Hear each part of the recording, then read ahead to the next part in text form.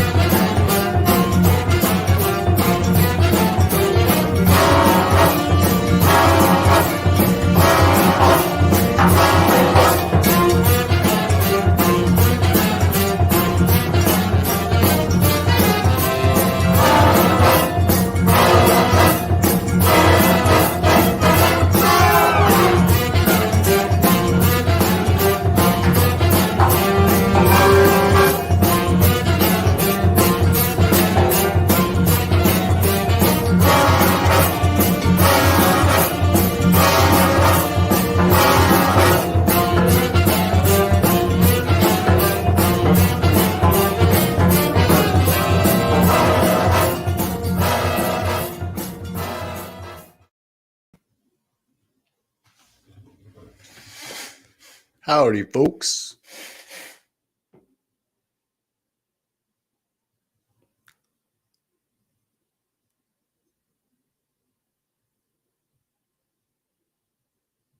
Make a sound. All right, we're here now. Oh. I don't know what the hell happened. Can you hear me? Yeah, I can hear.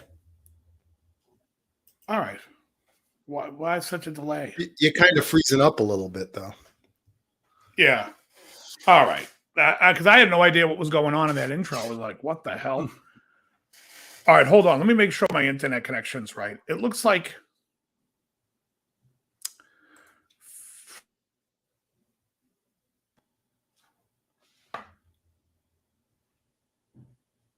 All right, how we doing? Seems fine now. All right, yeah, I had to... I reboot my computer before the show, and it didn't... It went to the regular internet, not my 5G private. So I don't know why. Yeah. Anyways, folks, we are here. Autobots, grab your... Okay, let's see. Welcome, everybody. Already 22 people in here. Top Dog, welcome. Obviously, we need to welcome somebody by the name of Joe. Joe, welcome to the show. Josephus. Can't hear anything. Oh, that's wonderful. Give me a second. All right. He's gone deaf. Hey now. There we go. Can you hear me? How we hear you? Yeah, no problem. All right. I had to keep everything muted for work. Otherwise, it makes noise and I get in trouble. Oh, that's right. Yeah. Let me just bring this over here so I can look forward. Do I sound good? Yeah, I got it. Yep. How's everybody doing? Hanging in there. Hey, Crowbar, you're back. All right, there we go. Yeah. All right, so now that you guys are here, actually, we'll talk for a bit before we start jumping into these lists. I was working on them before I came on so that I could sign them right in. So, Joe, are you going to have the microphone blocking your face the whole time? Is that the way it works? I feel like we're on a radio show. Because I'm sitting lower, I had to move my chair. Oh. Can you still hear me? Joe, put it back, please.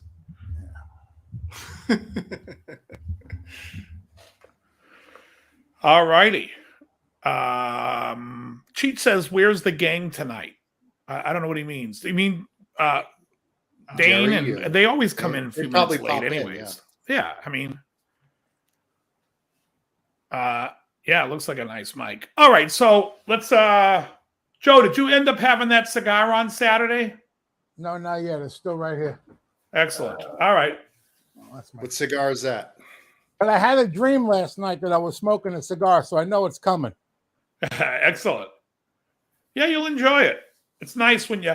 I smoked one before the show tonight. I smoked a Tatuaje Cabaguan, which was the first time I had it was I was playing a gig with Emily, and Krellbach came to the gig and gave me one. It was playing at a cigar bar, at the Cigar Lounge, and it was great. And today was great.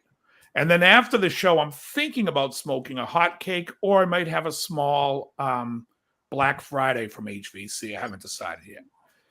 So Joe has been showing videos about eating carnivore. I'm going to be doing carnivore in December. I'll be talking quite a bit about it. Except my carnivore, I'm going strict carnivore. There are carnivores that will eat the onions and the mushrooms. I am off all 100% veg. No, I don't vape. I don't inhale. So there's no point to vaping. A cigar, you don't inhale. It's like you're just puffing on it. Yeah. Nice one, Top Dog, for the Pink Floyd reference. So yeah, I'm going to be doing this carnivore, and I got to look up this woman's name. I just ordered the book on Amazon. Let me go to Amazon and see. You had to order And a book she on wrote how a- to eat just meat? Oh, she wrote a book about unsaturated fats Oh. and really how terrible they are for you, and just why we switched to them as a country, and just it's really disturbing. Now, that Black Friday is includes- great. I can't. That includes the olive oils too. Well, no, olive oil's monosaturated, and it's a But natural. there is some unsaturated fats in there, isn't it? No, it's monosaturated fats. It's 100% mono. It's first of all, it's you're taking olives and you're pressing them to get the oil out. There's no other process after that. Unsaturateds, they're pressing seeds and beans, and then they have to hydrogenate them. They have to add a bond to them. And first they have to clean them and sterilize them. I mean, the whole process is all chemical. And she goes into it. Anyway, the book is called I forget what the book is called. Let me look this up. Hold on. It should be right here and buy again because I just bought it. And it should be coming in. Here we go. Accounts. Orders. Here we go. Let's see. So the book is called The Big Fat Surprise by Nina Tescholz. And so I watched a video where she's speaking. I actually posted it on Facebook. And so this weekend, I made my own beef tallow. I went to the store and I said, guys, the only lard I can find you guys has hydrogenated lard mixed in it. I don't want any chemicals. Do you have just pure lard? The guy's like, no, but a lot of people make beef tallow. I said, well, how? And he goes, well, you just buy the fat from me and make it at home. So I said, how much is the fat? He's like 25 cents a pound. So I said, well, give me 4 pounds. They gave me a little under 4 pounds. I took it home. I watched a YouTube video how to do it. I cut it up. I put it in the oven. And basically 5 hours later, I poured it out through a strainer. And then I put it in Tupperware when it was all done. And now it looks like butter in my fridge. And I just scrape a little bit and cook it with my eggs. But man, it gives a good flavor to those eggs. But that's what they used to fry. That's what they used to fry French fries in at McDonald's. 100% correct until the 90s. That's right. Yep. And that's when they were delicious. Yep. It does add a flavor to the eggs that I like better than butter. But so anyways, I made my own beef tallow. From now on, I am on only saturated fats. So, and when you do the carnivore diet strict, you have to do saturated fats only anyways. So I figured that's me. But you can do the bacon grease too. Olive oil is a monosaturated. The only thing about olive oil is don't heat it. Don't cook with it. Yeah. It takes away only for salads, only for cold. Yeah. James Dickinson, welcome. How about avocado oil? It's the same as olive oil. Well, what oil should I cook with? Avocado Cheech just oil. says lard equals death. Okay, Cheech. Well, you want to come on the show and show me what study shows that? It's just that's what you've been taught. When you read this woman's book or hear her speech, you'll start to realize you've been fed lies your whole life about saturated fats. Saturated fats aren't the enemy. Inflammation is. That's but it's absolutely. Lard only. The Heart Association did studies upon studies, polyunsaturated versus saturated, and the saturated fats showed the same exact results as the unsaturated no effect to the heart. The only thing it did show was the people who did polyunsaturated fats had higher levels of cancer and higher levels of stroke. Joe Sauer, all right, man, check it out. Check out, have a good one. So anyways, that's the only thing I'm doing. So yeah, anyone that sells you lard is not good for you, or beef tallow or suet. That's I would say you've been brainwashed your whole life. Good luck to you. I have a can of bacon grease in the Yeah, you know what's better for you? Squeezing the seed out of cotton and then bleaching it to death with chemicals and then hydrogenating it with chemicals. That's better for you. Yeah. Why have something natural? All right. We used to have a restaurant in town. We used to have one of those heart attack grills. Remember those places? Do you ever guys ever see the heart attack grill? The That's the name of the place. Would walk around in little I've seen it and stuff. Yeah. You ever smoke a lot Aroma de Cuba? Oh, I love it. I just did this weekend. Yeah, I got about 6 in my humid stick. The Rothschild. How much? $3.99 per stick. Is that good? Yeah, it's a good price. What size? Well, it's got to be the Robusto. Yeah. Let's see. It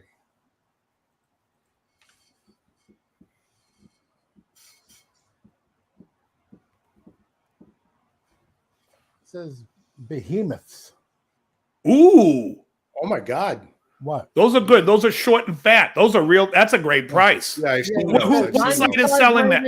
95 rated. My father made behemoths up to 42 points off. Bonus overstock. Chunkified 10-packs on sale up to 40% off. Hailing from the My Father factory in Nicaragua. La Aroma de Cuba. It's go time succulent 50+ ring. I don't know what that means. Here, I'll send you. I'll put the link in the chat.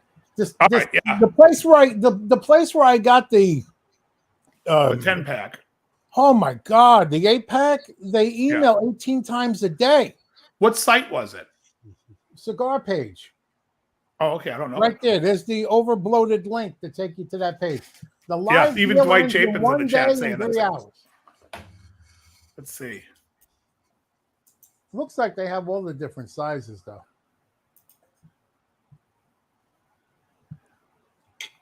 Oh, so they have all the different ones. $40 for a 10-pack.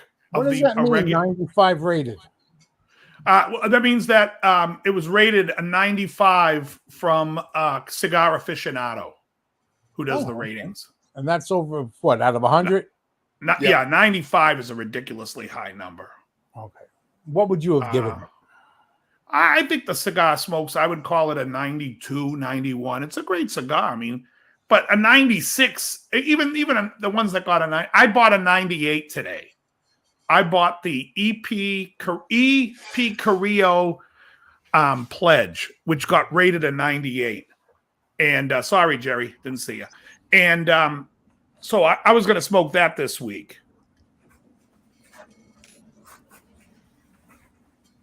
Well, Top Dog, we cover everything.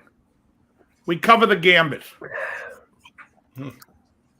So anyways, so that's and we're talking cigars now, not food. So yeah, that's a great deal. I'm gonna take a look at that. Last thing I need to do is try to stuff my humidor any more than it already is. Other than that, the book that I wanted to mention, I did want to talk about before we go to everyone else.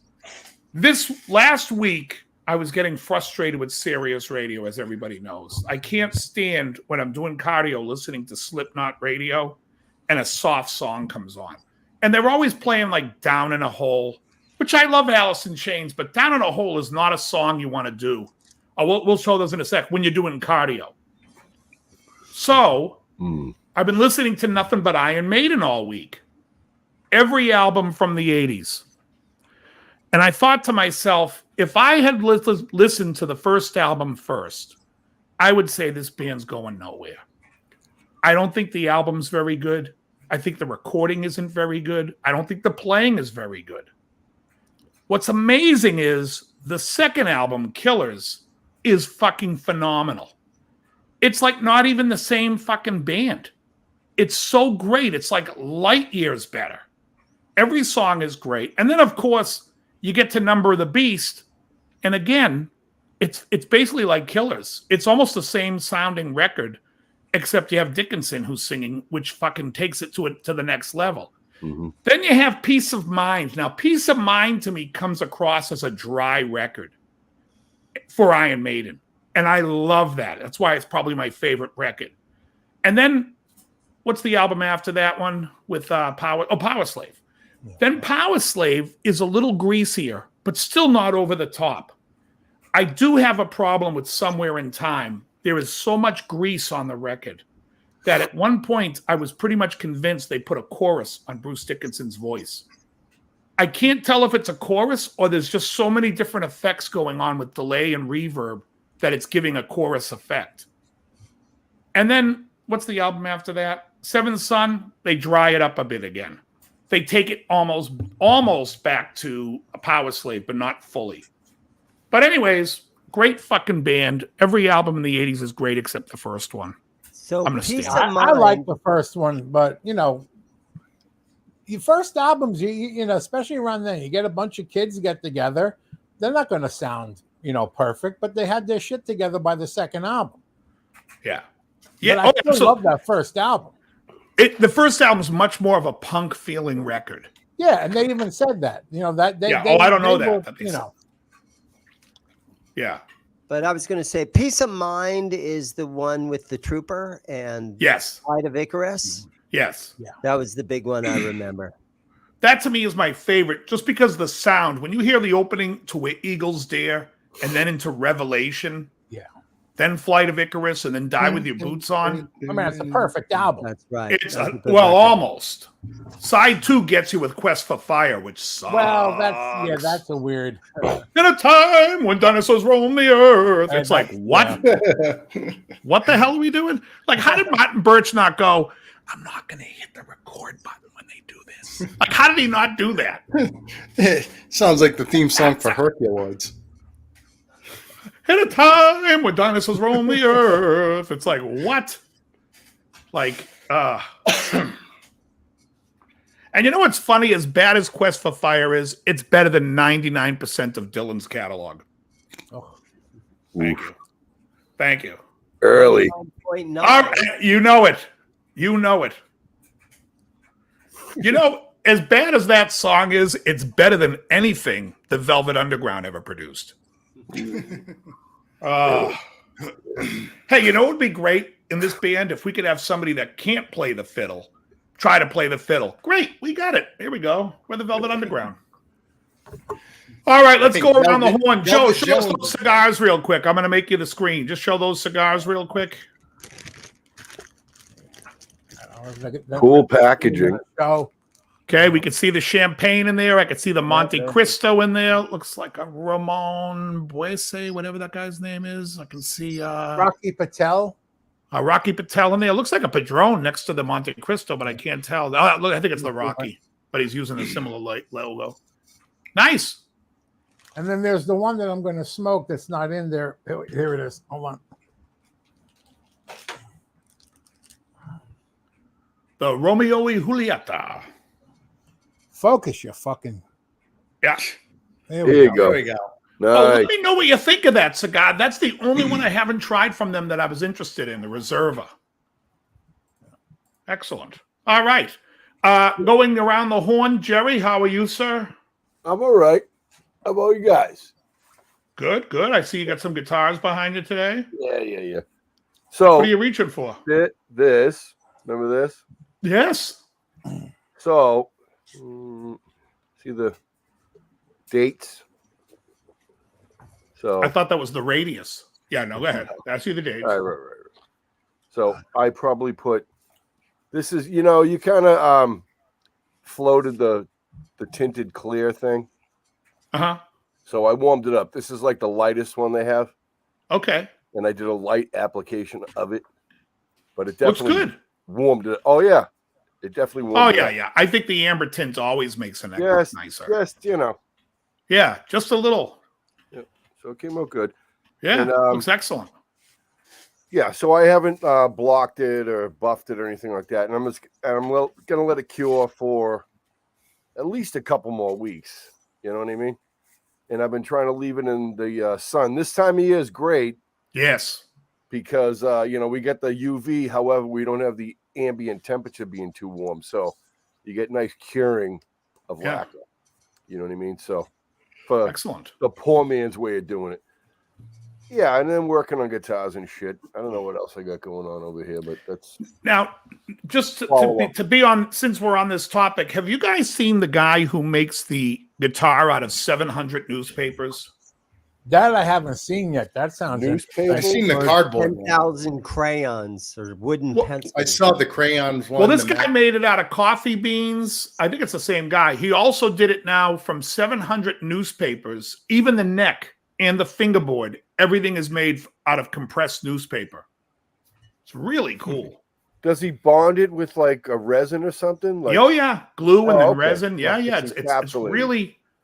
It's really interesting, but if anyone hasn't seen it, the guy who did the I don't know, some colored pencils or crayons, it's like I think it's the same guy. Or the ramen noodles. But let me ask. Yeah, I saw that one. Ramen noodles. If it's not made of wood, how could it be any good? There's no tone wood. That's right. You know the Gibson fretboard. I forget what they call that stuff. That's actually pressed paper. Ebonol or whatever it was. Yeah. There's a few names for it, but ebonol, it's basically the same as steak knife handles. Oh yeah, it's that compressed. It's the I don't know why they don't use it on everything. It's the best. Yep, it's great. I mean, people are like, oh, but it's not ebony. Yes, it's more durable and it's better. Yeah. Oh, it doesn't have the tone of ebony. Get your shit.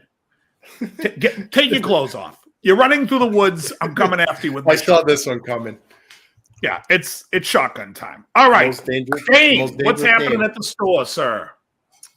Okay, well, I got to see a really cool guitar yesterday. You guys probably all remember Wasp, and the rhythm guitar player on the first two albums, Randy Piper. He had that guitar that looked made by BC Rich that looked like tailpipes all twisted around and everything. You guys recall the guitar? That was in my shop yesterday. Did Randy come in? No, he doesn't own it anymore. A collector owns it now. His name's Pete. And so Pete brought it in here to show me. And we did a little YouTube video on it that I should have up on my channel someday next week. But I used to teach Randy in 97, Dane. Wow. Yeah. Super, super sweet guy. One of the nicest guys ever. And a great player.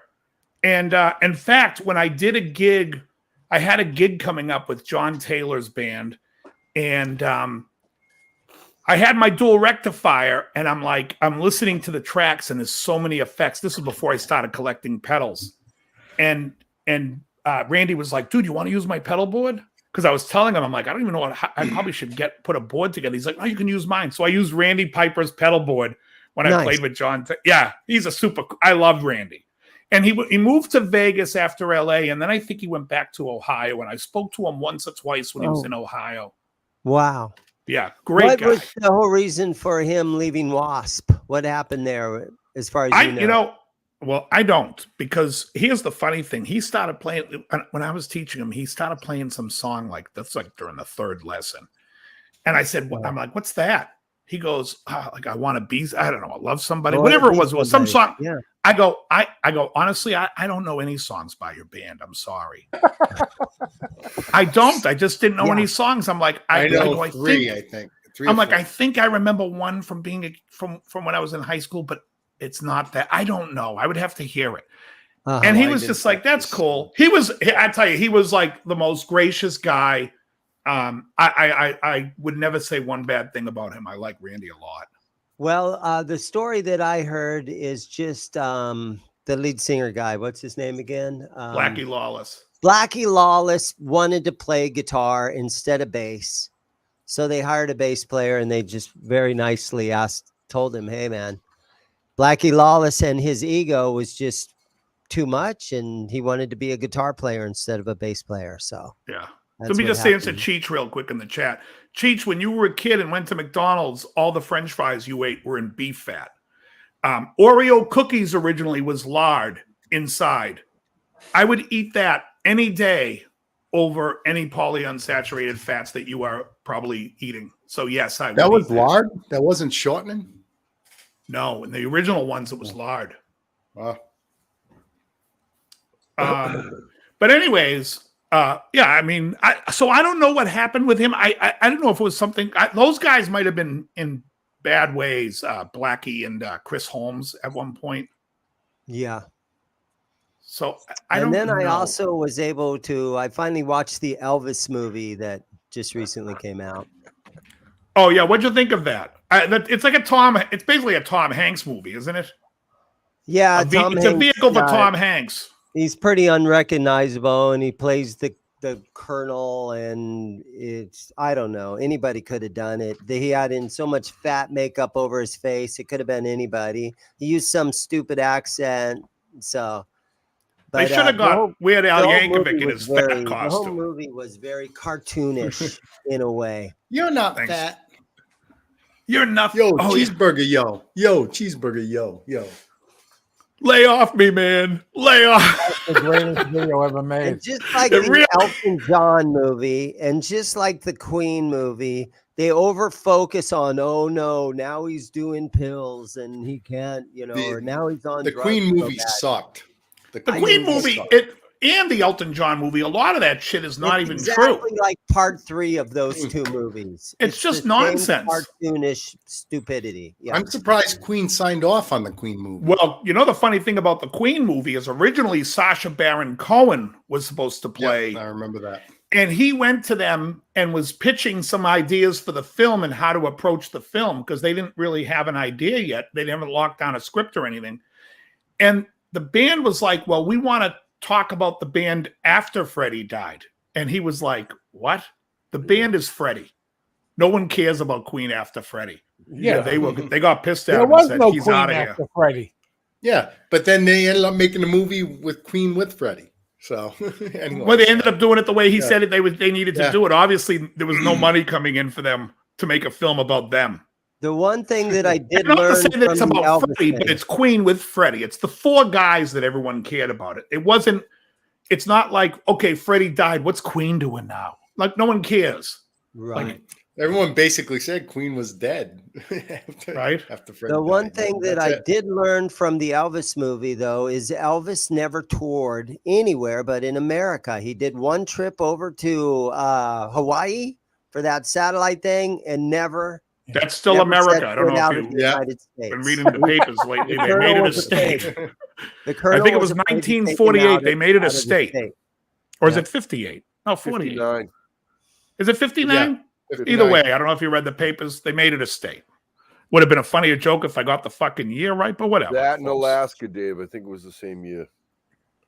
I don't think it was the same year. I don't think so either, but whatever. No? But I don't think so. Maybe, maybe the other one's 49. Either way, fucking care. Elvis was a hero to most. I said Elvis was a hero to most, but he don't mean shit to me. A downright race. I'm joking, folks. That's a little. I mean, how much for you all affect you guys that he never wrote a song? What's that? Does that take away from a performer? Well, he did. He penned a few, but they stole them. Like "Love Me Tender," I believe he's credited for. But that's really an old what's it called? It's Aura Lee, right? But what was an old Confederate song called Aura Lee? Or it's now or never. That's also. But it doesn't matter. To me, Elvis was fucking awesome. Yeah. Okay. Awesome. Yeah, he was great. voice. He was a great entertainer. Yep. And there's a couple of great stories about Elvis. I'll share just 2 real quick. There's one where Joe Esposito. There's a movie that's about Elvis and it's Joe Esposito narrates a lot through it. He was like the tour manager, and he talks about how giving Elvis was. Like Elvis would show up like at the ranch, and he would come on a motorcycle, and like 10 guys would run out and be like, "Oh my God, look at this!" He goes, "You guys like it?" They're like, "Yeah." He goes, "Well, go in the garage. There's one for all of you." What? And he would buy them all bikes so he had somebody to go riding with. So I guess he had done that like on a lot of occasions, bought stuff for people. And I think that's great. Great stuff. Share the wealth. Yeah. Yeah. I mean, he was a very giving guy. There was another story I was going to bring up, and now I'm forgetting what I was going to bring up. Oh, But It was mentioned in the movie that stories. he was just throwing his money away. Yeah. No, He he did mention that. yeah. I mean, he made a lot of money, and I think it was great. He was very funny. I don't know if people don't realize that he had an unbelievable sense of humor. He used to make fun of his own songs playing live. Oh yeah, because he was so tired of singing "Are You Lonesome Tonight." The And comeback. you can listen special. to, yeah, and he's like, and I'm standing there, I have no hair, and he's like, just make, and then he mumbles and goes, plus tax, and the band starts laughing. He's fucking great. I enjoyed Elvis. To me, he was a great entertainer. You don't have many entertainers like that anymore. Yeah. And he was very good. Oh, the other story I was going to say was when he first started playing, when Scotty Moore was taking him under his wing, and they did like the first show, and Elvis looked at Scotty Moore and he said, "What's going on? We got to get out of here. There must be a fire." He's like, "Hey, idiot, they're screaming for you." He's like, "What?" Now, what Scotty Moore tells that story. Though? How would you rate Elvis as a guitarist? Not very. And who? Elvis. How was he as a guitar player? He wore it as an ornament. Yeah, it's an average. Well, he could play. He could play. He Yeah. could play. The standard. I mean, Scotty Moore was a great player. He was good. Yeah. I mean, that's like, most of those guys, it's very rare that you find a guy that can really play and sing and perform. I mean, now, you got people like Jimi Hendrix. Joplin. Yeah, but I'm talking about sing. Like, he's not, you jump out in front of my car. It's like, that's not really singing, is it? It's like, Christ. That will sound like Fat Albert. Yeah, he almost sounds like an amalgam of all the characters from Fat Albert. You jump out in front of my car. You got no class. No. Black school on Sunday. No class. Oh, it's the best. Anyways, we have a bunch of lists to go over today, folks. I get it. Elvis is talented. We get it. That's my brother over there is doing his Christopher Walken. I get it. You're talented. You're very talented. All right. So let's see. Let's wait till Joe gets back. Oh, Joe's here. I'm sorry. Who left? Dane left. Okay. Gentlemen, if we look at the private chat, do you want to do bands, best live performance bands first? Guitar players or bass players? There's nothing in the private chat. I see nothing. I'm asking you what you want me to paste in there first. Let's warm up with bass players because I don't know nothing. Yeah. I know like 4 bass players. That's All a right, let's do great the idea. bass. Let's warm up with bass players. Okay, bass players are in the chat right now. Boom. Now, where'd this list come from? This is Rolling Stone. It was out of a top 50. I took the top 25. Elvis Presley. Elvis was a hero to most. He preferred the olive oil. I don't know. Oh, Dave. Hold on. Getting texted like crazy here. Hold on. It's my student Angelina's mom. No worries. Wow. No worries. She's like, I just caught your message from earlier today. I'm like, yeah, all right. It's all good. All good.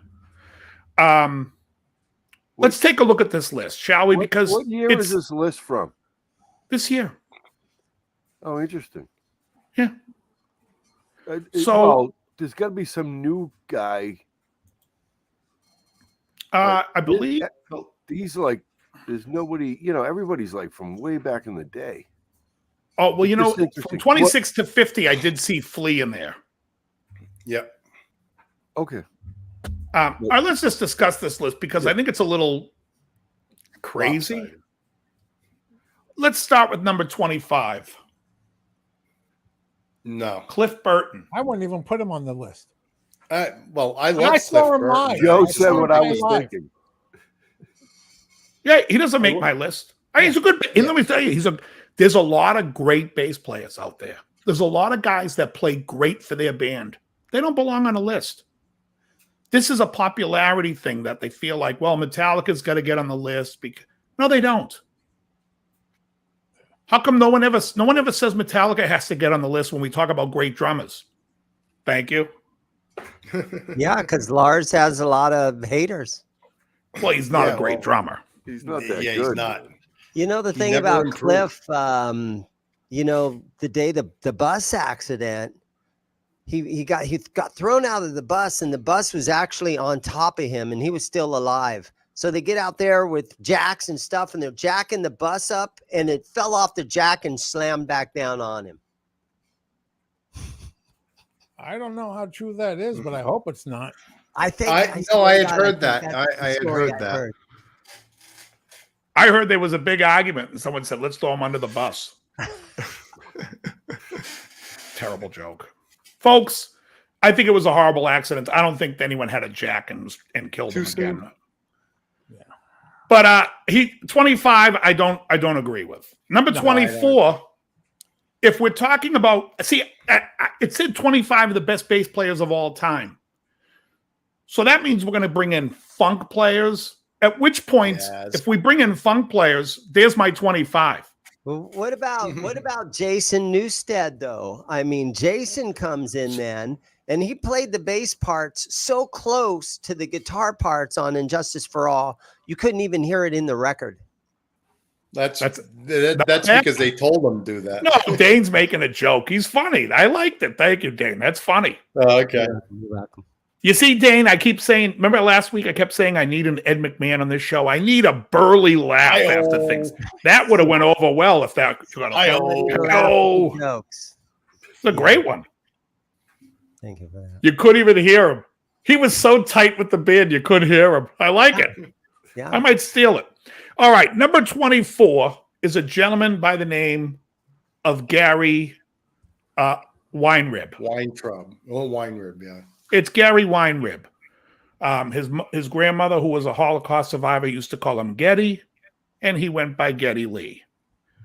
So, Geddy Lee Weinrib is number 24. Great bass player.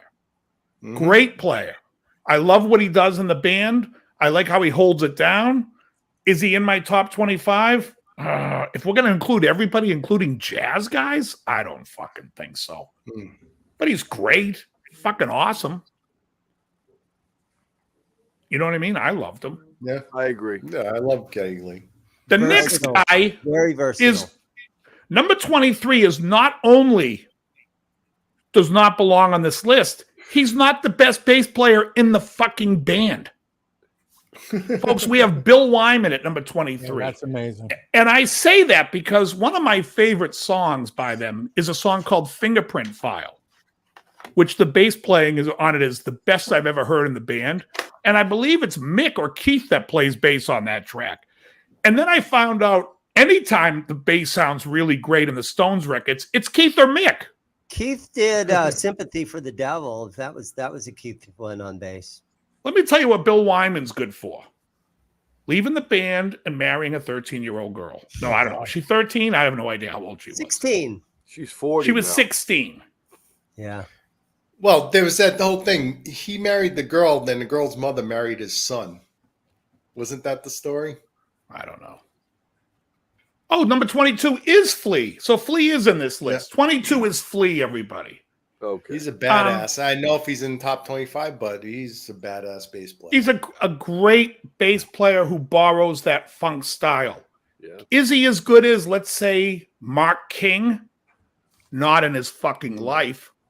Not in a million years. I don't know if you guys are familiar with Mark King from Level 42. Very much so. Level 42 Lessons is in Love. fucking, yeah. I mean, he's a monster. Why is Mark King not on this list? So I don't see why Flea is on this list. Again, if we can include funk guys, I can name 25 funk. In fact, my favorite funk bass player of all time is not on this list, which is nuts because he plays on some of the most famous funky sounds, funky records, and played with Michael Jackson. We'll get to that when we get to the Red Hot Chili Peppers, though, live. The way they are jumping around and just I was going to say that on stage. Flea doesn't miss a beat. Your bass and do all that craziness. Yeah, that doesn't. But that's not.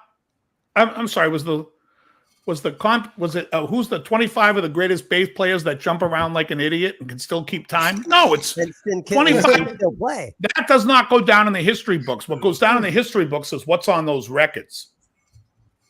That's the legacy, in my opinion. Mm-hmm. Number 21, Geezer Butler. Now, Geezer's awesome. I fucking love Geezer. I mean, he's a legend because of what he created. Mm-hmm. Is he the 25 greatest bass player of all time? Nope. No, but he's fucking great. The problem with bass players is this list isn't rock bass players, because he's probably in my top 5 rock guys. But now that we haven't even discussed, we'll see some of these names coming up. It's just some Blue Note guys that are fucking unbelievable. You know what I mean? Where every song they get in a solo. You guys, what's that guy? Paul F. Tompkins. You guys know who he is? The comedian. Oh, yeah. He was in Pick of Destiny. Absolutely. He does a joke about going to see jazz, and he's like, everyone takes a fucking solo. It's fucking brutal. He's like, and then one guy will play a note, and they all start laughing. There's jokes going on. He goes, it's a great fucking bit. He also does a great bit on Elegant Balloons. RL, you know fucking Paul F. Tompkins. You love him. All right, number 20 is a band. Yeah. I just want to say it, that when I play a gig and somebody comes up to me and asks me to play a song by this band, I am instantly angry. Instantly. I am. I'm like, piss off. The band is the band, and the bass player is Rick Danko. Because they want to hear either Cripple Creek or they want to hear The Weight. Put the weight on Fanny. Oh, fuck off. Fuck off. That song's painful. Robbie Robinson's great, though. Oh, his solo record from 1987 could be one of the best albums of the 80s. I agree. I don't believe it's all for nothing. I love his voice. I love the songs. I can't stand the band. Number 19, gentlemen, is the bass player for Earth, Wind, and Fire, one of the 3 brothers in the band, Verdine White. Now, and he can move around and play. I love Verdine. First of all, to walk around with that hair, when he had the poofy hair, oh, he's so good. Mm-hmm. With the white suits. Like a walking microphone, yeah. It's like, he was basically Sonny Joe White before there was Sonny Joe White. And that's a Boston radio reference that I think only Jerry will get. This is Sonny Joe White on Kiss 108 FM. Anyways, this guy looked like Sonny Joe White with some serious soul glow.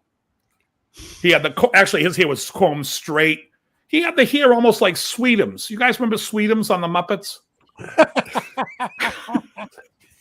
Remember the big monster Sweetums? Am I the only one that loves Sweetums? Anyways, Verdine White's fantastic. As far as a bass player goes, musically, he plays a lot of really tough stuff. I don't think he's as great as some of the other funk players. He may be in my top 50, not in my top 25. Any other comments, gentlemen, on this? I don't want to keep going past numbers unless you guys want to say something. I think a great bass player. And like I said, he can move around and play too. Number 18, I think a lot of people might discount him because he was a player with a pick, which to me added to his sound. But it's Chris Squire, number 18. Yeah, he's amazing. Yeah. Great. Yeah. Monster. Top 25, no, but when you just listen to Roundabout, rock. and you hear that bass riff in Roundabout. Oh, in rock, tone. Yeah. Top 5 in rock, yes. Could be in my top 25 if we take them all. Could be. He's that. I really find him great. And not just with, you know what song I heard the other day? I was smoking a cigar in my garage and I heard, remember Changes by Yes on 902.1? But you know when the drums come in, it's like I'm sitting there counting it in my head, and I'm like, these motherfuckers are on. And it's not an easy count. That is not an easy count because it sounds like it's the same repetitive bar, but it's not. It's great. And I was just like, wow, these guys really, and then it's almost like that little walk up in that song reminds me of the walk up in was that YYZ? Oh, yeah, It reminds me of that same walk up. All right. So we all like Chris Squire. 17 is Robbie Shakespeare. And I don't know who the hell he is. I don't either. I've never So heard let me of him. see. What number was he? 17? So Robbie Shakespeare was played with Sly Dunbar, Peter Tosh, Grace Jones, Mick Jagger, Bob Dylan. We already see the ties in. We could throw him out of the list. Oh, level 42 is awesome, RL. Awesome. Mark King on bass. Mark King would be in my top 25. That guy, people don't realize how good he is. He's singing and he's playing. Like, you want to talk about fleas running around, jumping around. This guy's singing a melody, and across the melody, he's laying down the hardest funk bass line you've ever heard in your life. That's nothing like the melody, and he's doing it with a smile. Do you remember level 42, Dane? I had the record. What was the radio hit? There was something about you, Lessons in love, baby, in your eyes.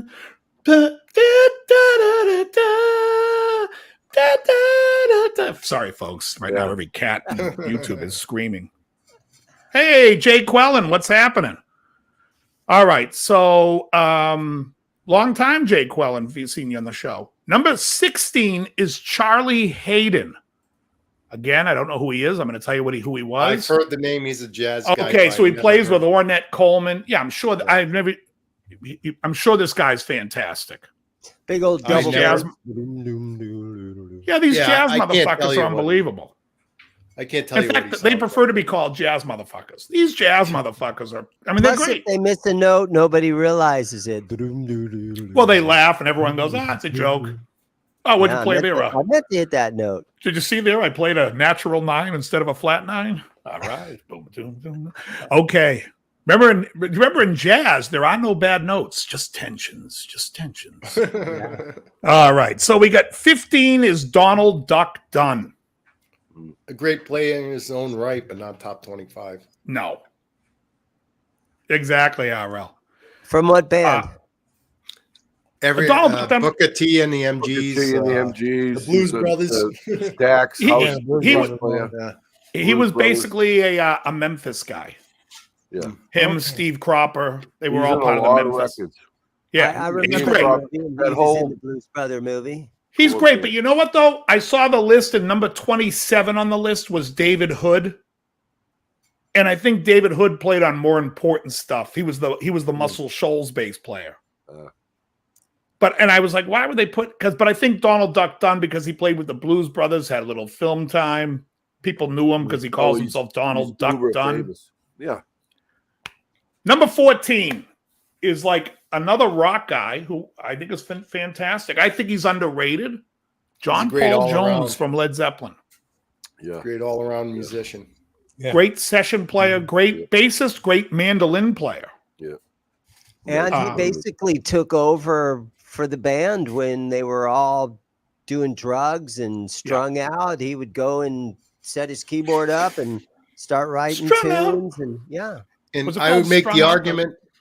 I would make the argument that he's the most relevant member of Led Zeppelin today, because he just did that thing with them Crooked Vultures. He just did like a few years back, had a radio hit. Yeah, Ed Daner. I like those girls. They're the Filipino girls. Who, Fanny? I'm good, Jake Quellen. Very good. All right, so number 13 is Stanley Clarke. We could all sit there and say Stanley Clarke is going to be in the top lists for people. However, I think there were guys like Anthony Jackson we don't see on this list. Abe Laboriel. The fact that I don't see, I'm just going to start calling off some names here because Stanley Clarke is in this list, and there are people that should be in this list that are not. Marcus Miller should be in the tops. He's fucking unbelievable. If we're talking about just the guys that can play. Yeah. Yeah, Stanley Nathan Clarke East was more of like a soloist there. You know, he had the piccolo bass and stuff. Well, and he was the front man for his jazz band. Yeah. All right, so number 12 is Willie Dixon. Now, this is what we call the hoopster doofus answer. You'll be happy. You'll be happy, Hugh. I never even knew Willie Dixon was a bass player. Yeah. I always saw he was a blues guitar player. Yeah. Yeah, I mean, he was all right. He shouldn't be on a list. This is to give the list to. This is for hipster doofuses that have to throw him in. He's responsible for so much. You know who's going to be responsible? Get undressed, run in the woods. I'm chasing you with the shotgun. That's right. Yeah. The shotgun's coming out, buddy. I hope when you hear this, when you hear that pump rack, you better shit your pants. Phil Lesh is number 11, everybody. Oh, God. Now, Phil Lesh is what? The Grateful Dead? Yeah. Well, the Stoners have to represent. The thing about the Grateful Dead is when they played together, I'm like, hey, you know what's great about this concert? I don't know the song, and neither does anybody on stage. Fuck you guys. That's gold. I'm laughing. Let me do that one again. Hey, you know what's great about this band? I don't know this song, but neither does anybody on stage. I needed a belly laugh for the love of piss. That's a great fucking joke. Unfortunately, it's true. They always sound like, give us 5 minutes, guys. We're just figuring it out. Right? That's what they... And you know what? When you go, like, there used to be in Boston back in the 80s, there was a bar called the Poorhouse. I think it's still there. And downstairs on like a Wednesday, which I found out serendipitously, that it was Grateful Dead night. And I'm like, I didn't know. So I sit at the bar and I go, what song is this? And the guy's like, oh, man, this is the Dead 1975 live at, someplace. And I'm like, okay. Why is it on?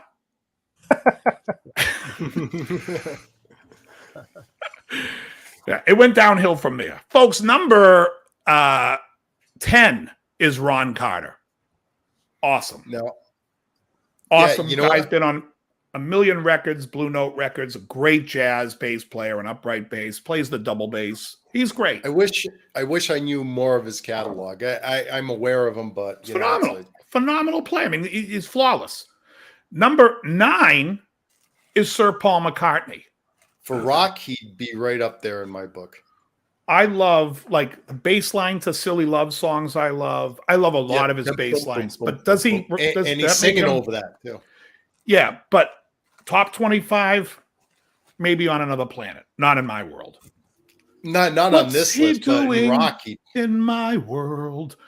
Number 8 is Jaco Pastorius. Hell, I know he's great and stuff, and he gets kind of that legendary push up in list too. But he should be top 3. He's great. He should be top 3. He was on another level. He's in another world, another level. He's on another pay grade from everybody. He was brilliant.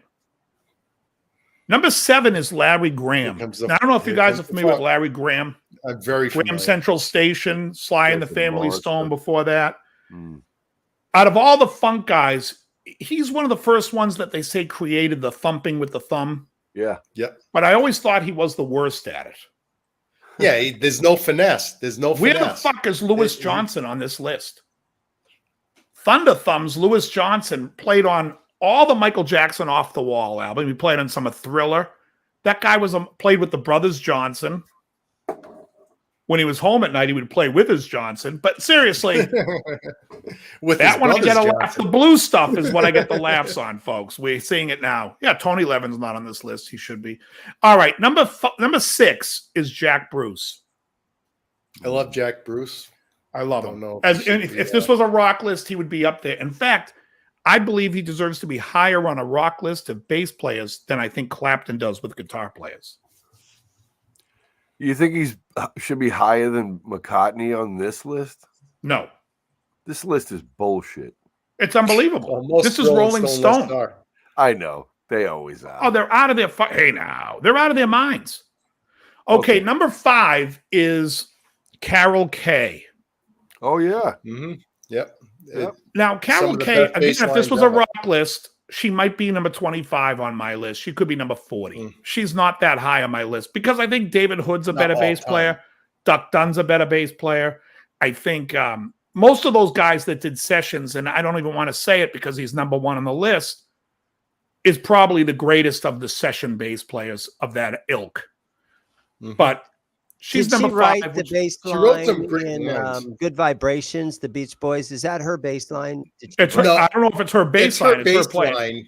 It's her playing, but yeah, I think Brian Johnson. I think who? Brian Johnson, Brian Wilson. Yeah, okay. I was going to say. All right, so number 4. Brian Johnson from AC/DC is Bootsy Collins. Yeah. Now, Bootsy was a great bass player, great funk player. I don't know if he makes my top 25 in funk, but he's great. There's a lot of funk. He actually used to be a lot busier. He used to be a lot busier when he was with James Brown. He played with James Brown. He was on Mother Buck. He was a lot busier at that time too. There's a lot. He also had a of brother, funk bass Catfish, players on this list because that genre of music, that's what was the most important part of the music, was the bass line. Well, it's like a lead instrument, but the same with, and so that's why all these guys are making this list, because they got no. But if I sat there and said to you, play me a rock line, you're playing a rock line, right? So you're playing like mainly quarter notes, whole notes, sometimes half notes, sometimes dotted eighths, sometimes eighths, sometimes dotted eighths. These funk guys are playing all this multi-polyrhythmic boom, you know what I mean? It's very percussive, and it's a much more involved that if you're not in the pocket, it's glaring. So it's way more naked. And also like Nate Watts, who played with Stevie Wonder. I don't know if you know that bass line to Do I Do, but that should be in there. Anyways, number 3 is John Entwistle. The Ox. No. I like him in rock. Yeah, rock's fine. I think he's a great bass player. But like I said, there's so many fucking great bass players that this list, I could do a top 1,000. Number 2 is Charles Mingus. A lot of bass lines that didn't really match up with the vocal lines. You talk McCartney, and McCartney would be do do do do do do, but the guy from the Who never freaking played the vocal line on bass like McCartney used to do. McCartney, silly love songs. He was making up his own thing. It was like totally a different part, even from what the guitarist was doing in the Who. It was always different. Yeah, but so same with McCartney. You could just pull out. He was freestyling. No, but he does.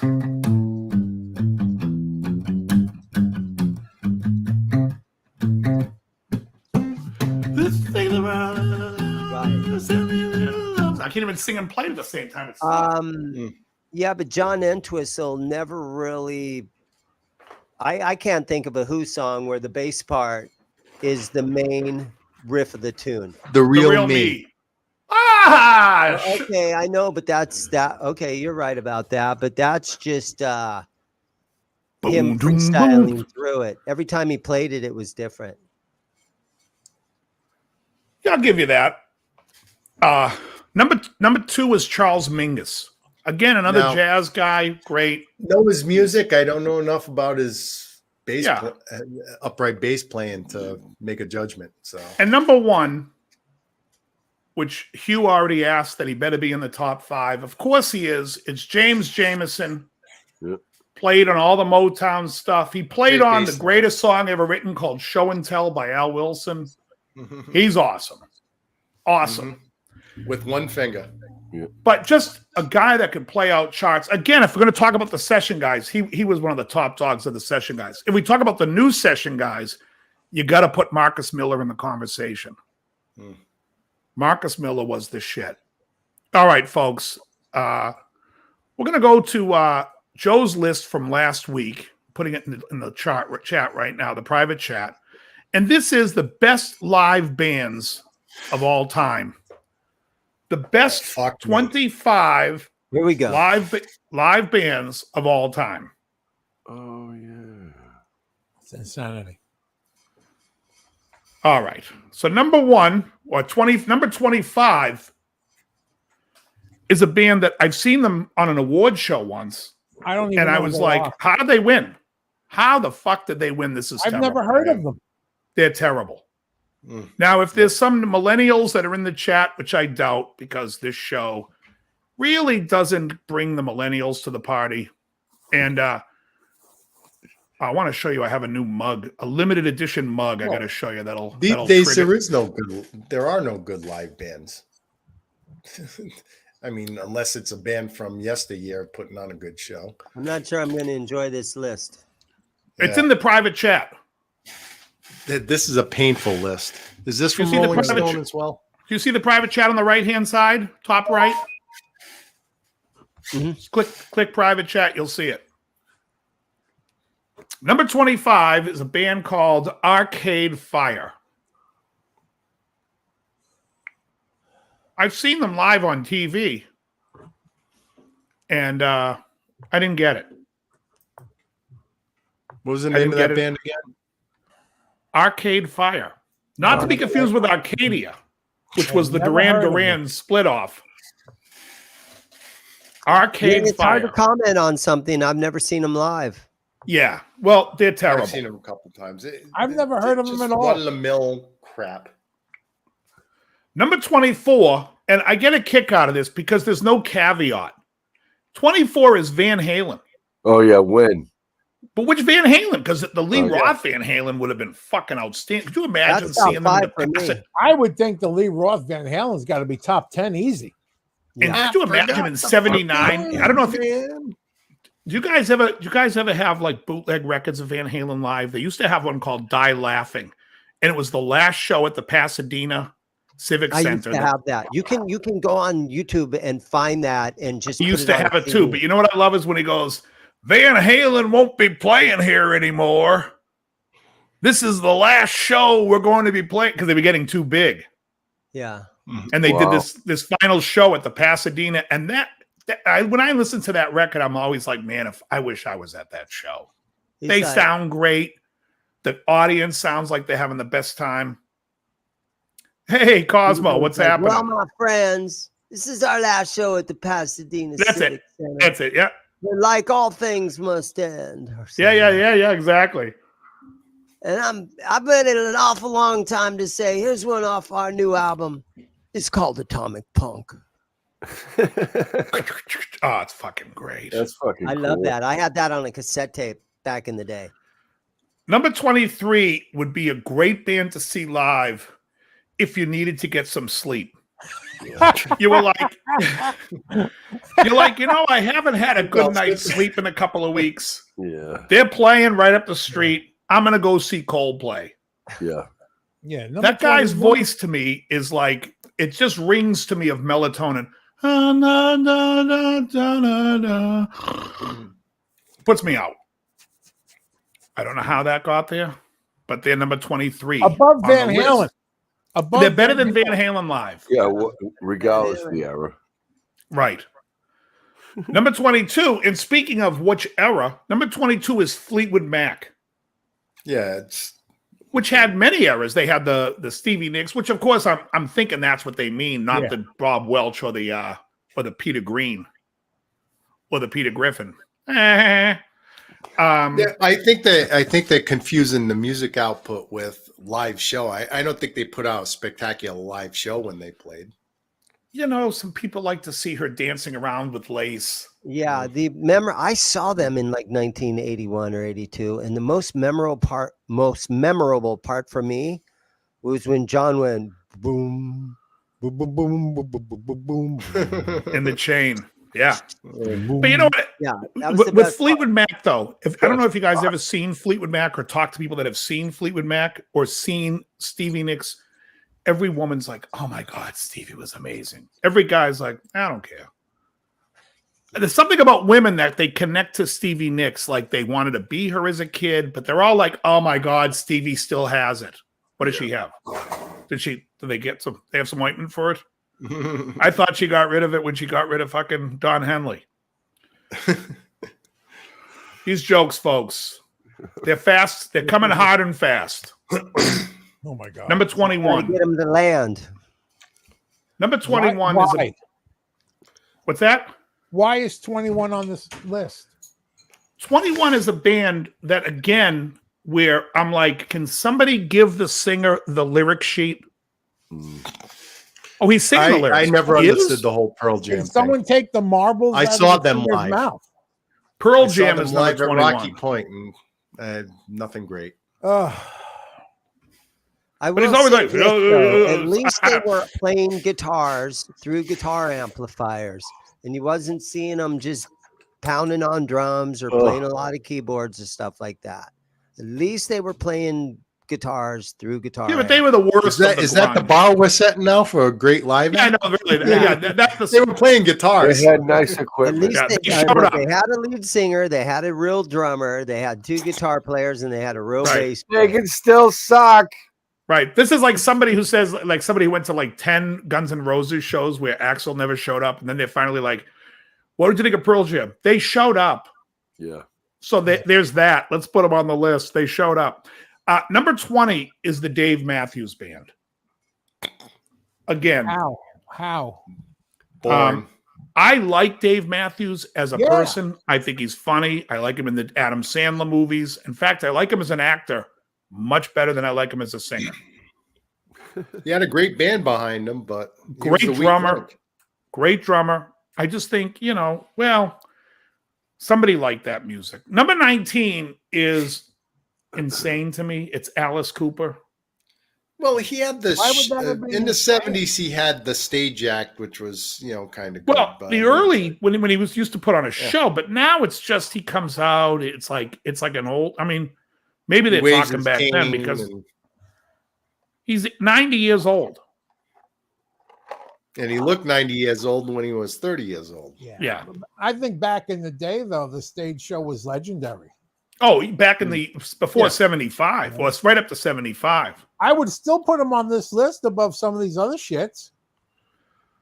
Well, Matt Cameron played in Pearl Jam, or plays with him now. Matt Cameron. I mean, do we have to look at the whole career, or can we look at a period of a career and say, I don't know. They're saying the greatest live band. I'm assuming they're talking about the Nita Strauss version. I have no idea. Well, she's not even with him anymore. Oh, she isn't? Number 18 is Akadaka. AC/DC. Great. How does that not make top 10? Well, I don't know but are they now again? Yeah, I guess Angus so. Is the best part of that show. It's like he is the show. Yeah. And that's a show. He's putting on a show. Pink Floyd is number 17. And they put on a show. They got the laser light show. They're dropping pigs from the sky. Yeah. They're taking a dump on the audience. That's another one I would have put top 10. I mean, they had some great. I saw Pink Floyd in 87, 88, 89, somewhere in that era. They were fantastic.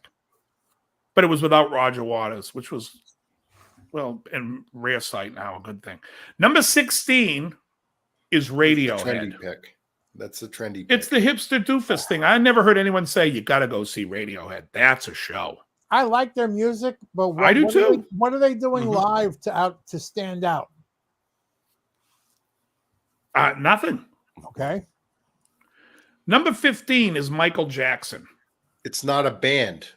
I mean, he puts on a great show, but it's not a rock. But he put on it. But at least he's putting on a show. At least this guy's putting nails in the floor to hook his shoes in, so he could do that backward lead and forward lead. Right? He's putting 2 nails in the floor, which is more than anything that Radiohead did. Yeah, you're definitely getting a show, though. I mean, as far as putting on a show as an entertainer, yeah, he definitely ranks up there. But I believe it was rock bands. I mean, wasn't the criteria bands, best live bands? Yeah, but number 14 is a band that I see live on YouTube all the time. And I would never in a million years go pay money to see them. And I like the songs. Live, right? And I like the music. It's the Foo Fighters. But to me, that's boring. But that's your popular hipster choice right there. It really is. You got to put them in for everything now. I like them just recently because they always bring up friends and other musicians as part of the show. And they started doing this years and years ago. You never know who you're going to see when you go to a Foo Fighters show. Could be anybody. Johnny brings up, he goes, what number is Rammstein? Rammstein. I only call it that because I watched an interview with the singer the other day. Rammstein. Anyways, the thing about that band is they got 3 songs I can tolerate and the rest are horrible. What band? Rammstein. Oh, I like them. I thought I liked them till I listened to a lot of them on Slipknot radio. Du Hast is fantastic. Yeah, and that guitar tone. That guitar tone on that's a Jürgen Rath amp. That's what a great sound. Anyways, number 13 is a band that I think is great, but I don't say they're the 25 best live bands. I mean, Rush. No. I've seen Rush live. I've seen them twice. I mean, they've got some good, visuals behind them and stuff, but dare I say, they seem kind of boring to me. Otherwise, I mean, if you enjoy the songs, they're great, and you listen to songs. But I mean, as far as stage presence, they don't rank up there with other. Number 12 is Led Zeppelin, and I think they sound great live. But I mean, I thought this was like live performance bands, the best live performance. I mean, the only thing anybody's ever seen from Zeppelin live is the movie "The Song Remains the Same." So, they released How the West Was Won. All the live footage from 1970, all the years. It's way better than that. Nebworth. I've never seen any of that. Oh yeah, it's way better. Oh yeah, because he's not so junked out. Number 11, I saw in 1986, and if somebody asked me if I'd want to go see him again, my answer would be no, thank you. Elton John. I saw him in like 1980, 81 or 82. I saw him in a men's bathroom once. Now, nobody knows how many pianos Elton John owns. Oh, here we go. Yeah, but they do know he had organs up the ass.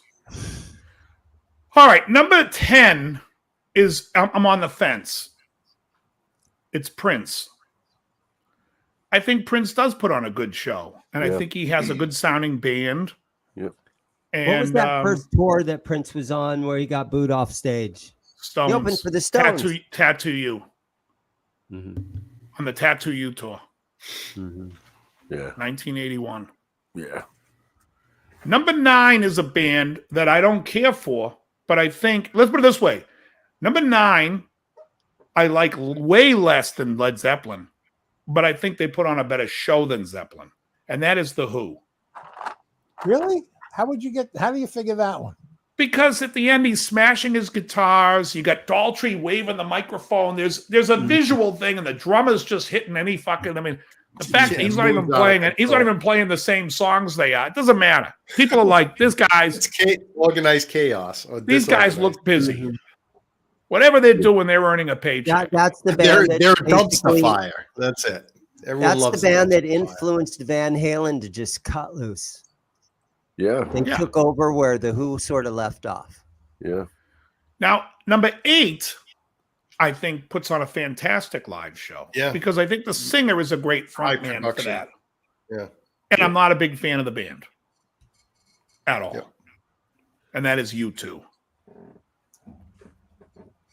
Yeah, they're always big productions. They're always big productions. Well, we talked about it last week, the Red Rocks thing. Just fantastic. That's a great show. Yeah. But, and I've never heard somebody say, oh, I saw U2 years ago. How were they? Oh, they were terrible. I've never heard anyone say that. No. They always say they come out with a good time. And charged, full of energy every time. I think I saw them. Yeah, and I'm not a fan like that. I would care to go. But I'm with you, Ed. But number 7 bores me even worse. Backtracks as far as all those keyboard parts. They do. Yeah, they do. Yeah, probably. So you hear a wide variety of tones coming out of everywhere. Oh yeah, they're running several computers under that. There's several computers under that stage running a lot of sound. Yeah, all the delays and echo in his guitar tone. It's fun to listen to, nice and loud at full volume. Yeah. Number 7 is Metallica. No, I will say this: in recent years, some of the things they've done with the production, I don't know if you've ever seen that organized chaos they had on stage there, where it looked like everything was catching fire and things were falling and collapsing and stuff. It was and a guy on fire running across stage. I thought that was pretty cool when I saw that. But yeah, I mean, it's metal. I mean, it's like, I mean, I probably let me ask you this: they're metal. Are they a better live band than Iron Maiden? No, and they're not on the list, which is a shame. Exactly. That's I'm just saying. I see the they're not better than Megadeth either. The first concert I ever saw was Power Slave. That there's just, you could be deaf and enjoy an Iron Maiden concert. It's amazing. That's from what you're looking at. The costume changes. It's like you're watching Cher. The scene you got Eddie walking across. Hanging there. Yeah. Yeah, I would put, going back to that bass list, Steve Harris is in my top 10. It's great. And they would pack that whole show into a 747, and he would fly that. Bruce he flew it himself. Still does. Yeah. Yeah. Megadeth is a great band. I think as far as those metal bands, I think Slipknot to me puts on the best live show. These guys are coming out in costumes. Yeah, and you got 7 or 8 guys in the band. There's a lot to look at. There's a local bar down the street here that has live music every Friday and Saturday night. And if you're in a 3-piece band, you don't stand a chance over in this bar. Yeah. There's the curse of the 3-piece band. If you get a 4-piece band, you're going to do a little bit better. If you're in a 5-piece band up here at my neighborhood rock bar, you're crushing it. Slipknot had 9 guys. Yeah. They had guys just banging on fucking kettle drums and shit. The clown on metal drum. Yeah, the one that Arcade Fire does that sort of same thing. Who does? Our Arcade Fire. I think there's a whole bunch of them, and they're beating on drums and all kinds of stuff. Yeah, their music sucks. Number 6, speaking of costumes, is a band that was always in costumes. They're number 1 in my bet. They should be top of the list. The band is Kiss, and they probably redefined what a rock concert was. Yeah, correct. Yeah. They were untouchable in the 70s. Apparently, whoever wrote this list didn't hear the opening line from every Kiss show. You wanted the best, you got the best. Correct. The best would be number 1. Oh, Tokyo. Yeah, I mean, Kiss is fucking, I mean, whatever you think of the band, I don't care if you like the music, you don't like the music. And clearly I'm not talking about the Lick It Up era. Yeah. And you know what? They toured South America, it's probably 3 months ago now, and they were crushing it. I mean 50, 60, 100,000 people would show up at some of these Kiss shows. Yeah, well, even back in the 70s, the guitar going on fire, shooting flames, the blood. Come on. I saw them in 2000, their last tour with the original 4. And it was basically, they were young enough where it seemed like it was the 70s again. And that has to be one of the best shows I've seen. Happy birthday. I saw them in 96, original 4. Wish Janice a happy birthday. Hey, Janice, happy birthday. Was it a birthday? Yes. I did not know. I'm sorry, Janice. Happy birthday. Happy birthday. Janice, la, la, la, la, la. And the distraction. I mean, it's hard enough to play guitar. Oh, it's today. Happy birthday, Janice. In front of a bunch of people, it's even harder to play guitar. When you got strobe lights and smoke and fog in your eyes, it makes it even harder to play your guitar. When you're standing on 6-inch spiked heels, absolutely, makes it even harder to play guitar. So they had all the odds were against them to sound good. Yeah, well, you know what's funny? I don't know if you've know anything about Slipknot, but they used to like get sick because they're playing in their masks for like an hour and a half, 2 hours full out. They would be visibly sick, throwing up after the show because they were just wearing this fucking mask, suffocating. Yeah, dehydrated. Just junked. Mm-hmm. Okay, after Kiss, this makes 0 sense. Number 5 is the Rolling Stones. Yeah, they suck live for the most part. I mean, it's a live band, but I mean, I don't see them as being as exciting as number 4. Number 4 but is Queen. The thing about the Stones is that they can play it in an arena in front of 60 to 75,000 people. Kiss is only doing 20,000 people in an average U.S. tour. If they're down at the Coliseum or someplace, you're lucky to get 12 to 20,000 people at a Kiss show. The Stones are over playing, I saw the Stones at the Stadium in front of 75,000. Well, again, it's not who's hey, the happy bigger birthday, draw Bobby. right now. I mean, like, yeah, you can get a big draw with an old band with a lot of hype. Basically, it doesn't mean they're a great live band. I mean, look at the rest of the list here. I mean, it's I've seen the Stones live, and I'm a Stones. See, like, I'm trying to take the fan out of the gig. I'm a Stones fan, so when I go to the show, I want to hear the songs. I'm happy as a pig in shit because I'm listening to the songs I want to hear. That doesn't mean that translates to one of the best live bands, because I'll tell you, I've seen the Stones live twice.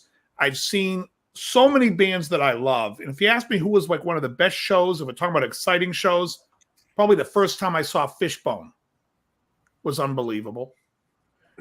And Lyle Lovett and his large band was like just an audio wow of seeing a live band. So, but I'm saying it doesn't matter if you're a fan. You have to take the so obviously. Who was that Stones movie producer that did that Stones live concert movie? Cameron Crowe or somebody? Who was that?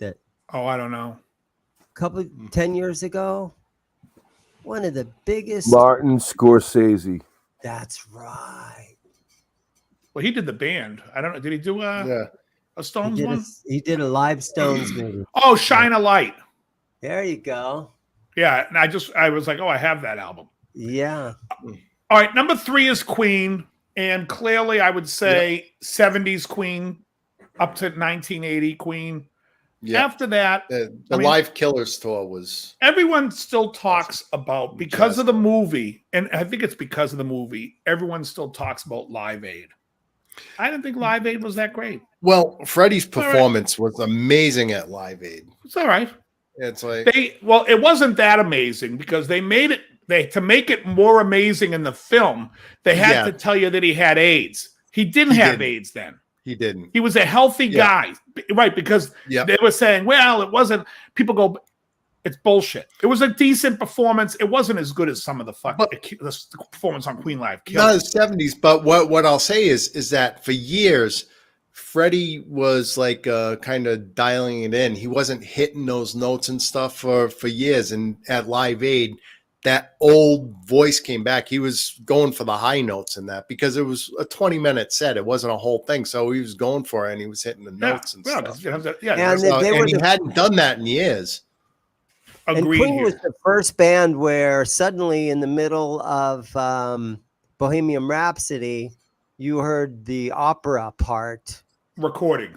Yeah. And so I've never heard a band dub in a recorded portion of a song. I've heard there used to be I just don't. I think they were called Live Killers. Live Killers from Connecticut. They when they were on, they were really good and one of the best Brian May impersonators ever as far as playing. Right, but I think he's not asking about a tribute band. I think he means they did. No, they actually sang it. They actually did the middle part. They actually sang it. Nice. And he didn't do the middle part, and I'm like, wow, that. And it was very, it's not going to match the record exactly, but they did a damn good job. And it's like number 3. I've already stated my opinion of seeing them live. Hey, I don't know this song, and neither do they. The Grateful Dead is number 3. Insanity. Fire on the mountain. Oh, do I hate that song? I know the music wasn't so good, but how about this whole crowd of people that would jump on buses and follow them all around the country? We call those stoners. We call those people that don't know what the hell they're doing because they're freaking blown out of their fucking minds. I still see them. They're asking me for change. Where every instrument in the band had a giant stack behind them that was only throwing their music out there or their guitar. The guitar player had like a giant PA stack where they stacked up this giant PA system and only the guitar came out way up there, and only the keyboards would come out. Every person in the band had their own giant PA system. What band was this? Up. The Grateful Dead. Yeah, you know why nobody knows? The Grateful Dead doesn't even know that, because they're all a mess. No one knows anything that goes on at that show. Those guys after the show goes, hey, we should jam again soon. Oh, this was a show. We actually were performing in front of 20,000 people. Oh, you're kidding me. It took really? Like I thought they would semi trucks to haul their PA system around there for a couple of years, and then they finally were like, no, we can't do that. So number 2, I can kind of see why it's on the list, because if you've never been to a Bruce Springsteen concert, you'd go there saying, oh, I'd like to hear a few Bruce Springsteen songs. And then you go and you're like, I guess he thought I wanted to hear every Bruce Springsteen song. He's been playing for 4 hours, and I'd like to get the hell out of here. Yeah. I've been holding in this dump for 4 hours. I got places to go, yeah. Christ. Yeah. I mean, Bruce is great. The early Bruce, like I said, for me, up until 82, I really loved him. After Nebraska, Born in the USA, I like Tunnel of Love. I didn't care for the record after that. So, yeah, I mean, I like Bruce. I don't know if he's number 2. But number 1 I saw live in the 90s, and that is Sir Paul McCartney. And by no means in hell does that deserve number 1. That's like saying Billy Joel live is number 1. They're the same. He sits at the piano, he plays bass, he sings. If you like the songs, you're going to think that's the greatest show on earth. But that's because you're liking the songs. But as a performance, is he the greatest live artist going? Fuck no. No. Oh, no. Now, what about the omissions? What omissions are here? It's so many. Yeah. It's so many. Anyone? Jethro Tull, someone's saying. Jethro Tull. They put on a great show, actually. Obviously, Iron Maiden. Kansas put on a great show when they played. What'd you say? Well, Iron Elvis Maiden? has not made the list. Who? Elvis Presley. Yeah. Well, Elvis didn't was a hero to most. I said Elvis was a hero to most, but it don't mean shit to me. A downright. I'm sorry. Chuck D keeps taking over. Sabbath wasn't on the list, but I don't know if Sabbath. Well, maybe I saw. For me, Devo 24/7 Spies was awesome. I've seen Devo live 4 or 5 times. Did you see him with Broadnax singing? Jeff Broadnax? No, I saw them. I've seen him twice. Once with P Fluid, and then the second time when it was when Jimmy sang. Yeah, I never saw one when Jimmy sang. I saw the Strength and Number. Well, it was actually This Is 24/7 Spies thing. Yeah. It's like Jeff, that EP. Jeff and Joel. And Jeff was a great front man. I mean, it's a great band. Great band.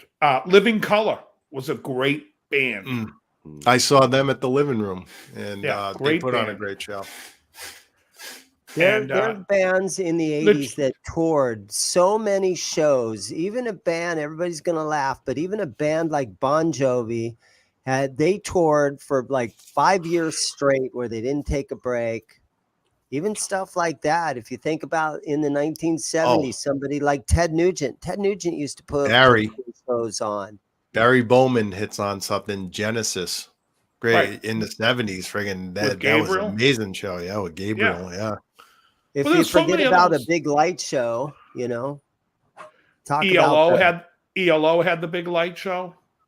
There's so many bands that you could see would be great bands. It's just, Judas Priest was great live. Yeah, so many cool shows. And again, I used to love Night Ranger. Loverboy.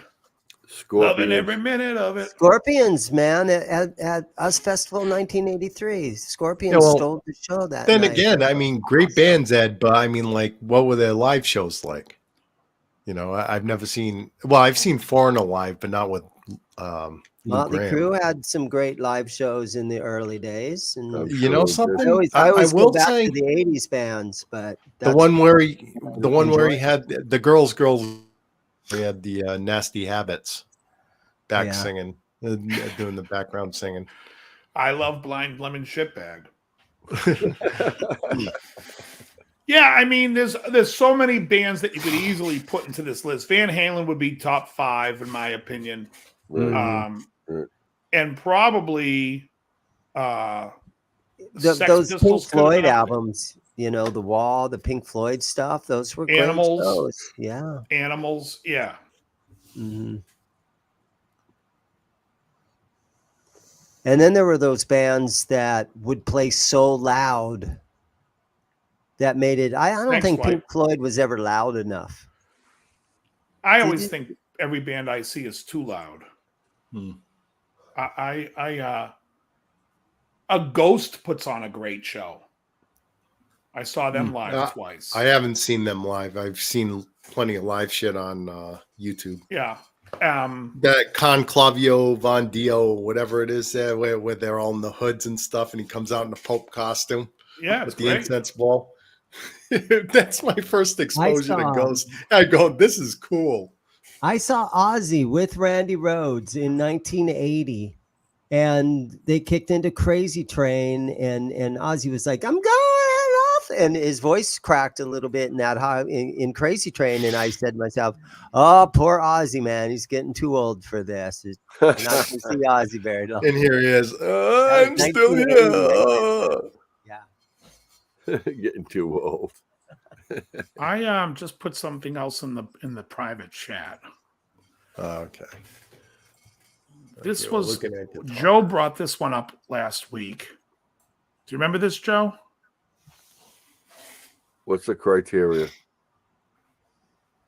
This is 25 of the greatest guitar players of all time. Greatest guitar. Didn't we do this last week?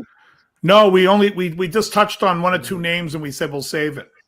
Yeah, but we already done 2 lists tonight. Oh, I know. I'm just saying that's number 8 should be number 1. That's a fucking travesty. That's it, Dave. Number 8 should be number 1. That's it. Right. End of story. Ugh. Hey, if you like guitar, I think that looks awfully familiar.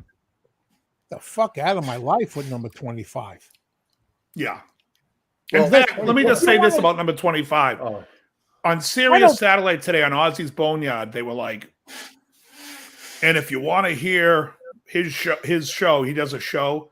It's going to be on channel 26 tomorrow. And I'm like, oh, I'm going to avoid channel 26 tomorrow. At all fucking costs. I hate him. I cannot stand him. Candlemass. I remember Candlebox. Yeah. I don't think we could wrap this list up in 26 minutes and finish by 10. No. And I got to go check Mikey right now, actually. So I'm going to step out. And I got a cigar I'm going to smoke in the garage right after this show that I'm going to enjoy. You want to save this one for next week? Then? Yeah, we'll save it for next week. Yeah. All right. So coming next week, the 25 guitarists of all time. According to Rolling Stone. No, this isn't Rolling Stone. This is that other fucking news arena shit. All right, I'll be right back. Yeah, it's exactly. It's News Arena. Hold on. Let me try to save this list onto my Word document here. Boom, boom, boom. Boom, boom, boom, boom. All right, that's good enough. Save. Put it to my desktop. Save it. Done. All right. Oh, I was going to say, who disappeared? It was Joe. He's grayed out on my screen. But, tonight that's what I'm going to do. I think I'm going to have a hot cake. I like that cigar. It's a big one, too, so I'll be out there for a bit. Or for a second there, I was going to say, wait, I thought you were on the carnivore diet. I'm not doing carnivore yet, but I'm not going to eat a hot cake. A hot cake's the cigar. I like Doyle Dykes. I've seen Doyle Dykes did a clinic for me. There's a lot of players in Nashville that play like Doyle Dykes. Steve Wariner, Brent Mason. All those guys can play sick acoustic guitar shit like that. Really good. Jerry, what do you got? Besides that, you got a body for that guitar that neck you put together there? Yeah. All right. Any hints of what it is? No, as a matter of fact, well, I'll show you what came in the mail. Hold on. We like to see what comes in the mail. I don't know if you noticed, I brought my 12 string out. I've been playing noodling on my 12 string. Okay. There you go. So, I made all those bodies during COVID, right? And I worked with the wood that I had. Yeah. And that's what I always say. Hey, I'm working with the wood I have. Right, exactly. So, in this instance, I wanted a body that would be lighter than what I've got. Okay. So I bought some more wood, and you don't give a fuck how it sounds, but it sounds pretty good. Anyway, what can I see the thickness? What kind of wood is that? It's swamp ash. Oh, okay. Yeah. Swamp ash. Nice and light. Wait a second. How many pieces? Let me see. Hold on. Well, this is what. Are you going to paint it a solid color? Doesn't fucking matter. Oh, I know that, but then you can't have it as a see-through, a trans. It's going to be a painted color, yes. Well, though, Dave. See the top portion? Hmm? Oh, this right here. Yeah. This could work, and then you could hide this. But this mineral stain thing here, this fucks everything up. So yeah, I would just. Yeah, I'm just gonna fucking paint it. I think I'm gonna do a burgundy mist, honestly. Oh, all right. Yeah, you were showing us that color. Yeah. So I don't know. It's the imperfections that make things beautiful sometimes. I mean, that's why I like I think you could make that. Look at all the guitars behind. Yeah. Tell that to Gibson when people are sending back their guitars because there's a knot in the wood. Yeah, I want this. I want it perfect. But Krell said the imperfections is what you want. Who is this fucking guy? So, when it comes to wood grain stuff, it's unique. You see that? Unique New York. 63S. Yeah. That's what it is. Stratocaster. Oh, that's your outline there. Your template. Yeah. Nice. Yeah. And it's all the measurements are taken from a January 63 Stratocaster that I've owned for 25 years. Nice. Yeah. An investment piece. Some Mexican guy made it on a table, cut it. Yeah. May have sanded it too small, and Jerry's like, copy that exact. Yeah. Actually, this particular guitar, what I like about it, everything is heavy. The gentleman cut. I remember when the Eric Clapton Lucy guitar came out, and then they were doing the Brownie with Fender. So I went to the unveiling of the Brownie at the Sherman Oaks Guitar Center. The guy from Fender invited me up there. He's like, come on up to the Guitar Center in Sherman Oaks. So I did. Sure. And I was sitting next to Jeff Garland from Curb Your Enthusiasm and the Goldbergs. Jeff Garland? Yeah. The heavyset guy? Yeah. And I didn't realize he was a guitar player. So we started talking about it. And, the original guitar, for what it was made, it's like a 57, the Brownie. And it was, I'm like, I'm sure the neck pocket in it is a swimming pool. I'm sure it's like you could, you know what I mean? I'm sure there's enough to put a couple of credit cards in there and a guitar picks. But these new guitars, everything's made with a CNC, but they're trying to CNC this guitar exactly to Clapton's spec. I'm like, just make your fucking guitar the way you make them now. They're perfect. Like they think there's some magic in people wanting, the neck pocket was a little bit bigger and are you out of your people are out of their minds. Anyways, the whole industry's crazy. And the best thing that ever happened for Fender guitars is when they moved to Japan in the early 80s, they came up with the Squire brand. And they sold so many Squires that they became the great biggest guitar company in the world because of their cheap Squires that everybody could get their hands on. Well, I think they were making them at Fuji. Wasn't it Fuji, Jen, that was making those Squires originally? It could have been. It could have been. I think it was Fuji, Jen, and they were making the regular Fenders. Yeah, and to this day, I mean, I say that Japan makes as good, if not better, guitars in friggin' US. Yeah, the problem is the electronics. The problem is they cheap out on the frets, and Fender does that to them on purpose because they all come out with the baby frets on the Japanese stuff, or they did for a long time. Or the fret wire on some Squires is a little bit cheaper or something. Except that Richie Hudson belly back. Many of those. That was a great business move on their part. Best thing any guitar company ever decided to do. Well, they didn't have a choice really because they were basically without a factory for however many months they were going to be without a factory. There you go. Yeah. What year is that, Jerry? That's an Indonesian, I think. Yeah. Why is it not strung up? That's a cheap one. Indonesia, yeah. It's a 2010, I think. I think Indonesia makes some great guitars. Yeah, they do. The Squire standard I had from 2000 was awesome. I ended up giving that to my grandson. Well, yeah, this is why the 22nd fret. Anyways, that Kotzen back there, Telly, that's Japan. That's a 2008. Yeah, his guitars, his signature models were made in Japan. Oh, the Richie Kotzen, Telly, and it's a brick shit house. A lot of the Kotzen, one guy who can sing and play his ass off. He makes me sick. Great. I love him. Voice. So, Rich, a lot of the the ones that I would call it price to sell signature series were made in Japan. The Sting bass was made in Japan. Geddy Lee's 75 jazz bass was made in Japan. Only there's no U.S. counterpart. Or there was to the Sting in the custom shop, but not. That's what I was going to say. Custom shop. Yeah, custom shop will make you whatever you want. Mm-hmm. They realize they're raping you blind. They're like, yeah, whatever you want us to do. Yeah, I figured. $8,000 or whatever.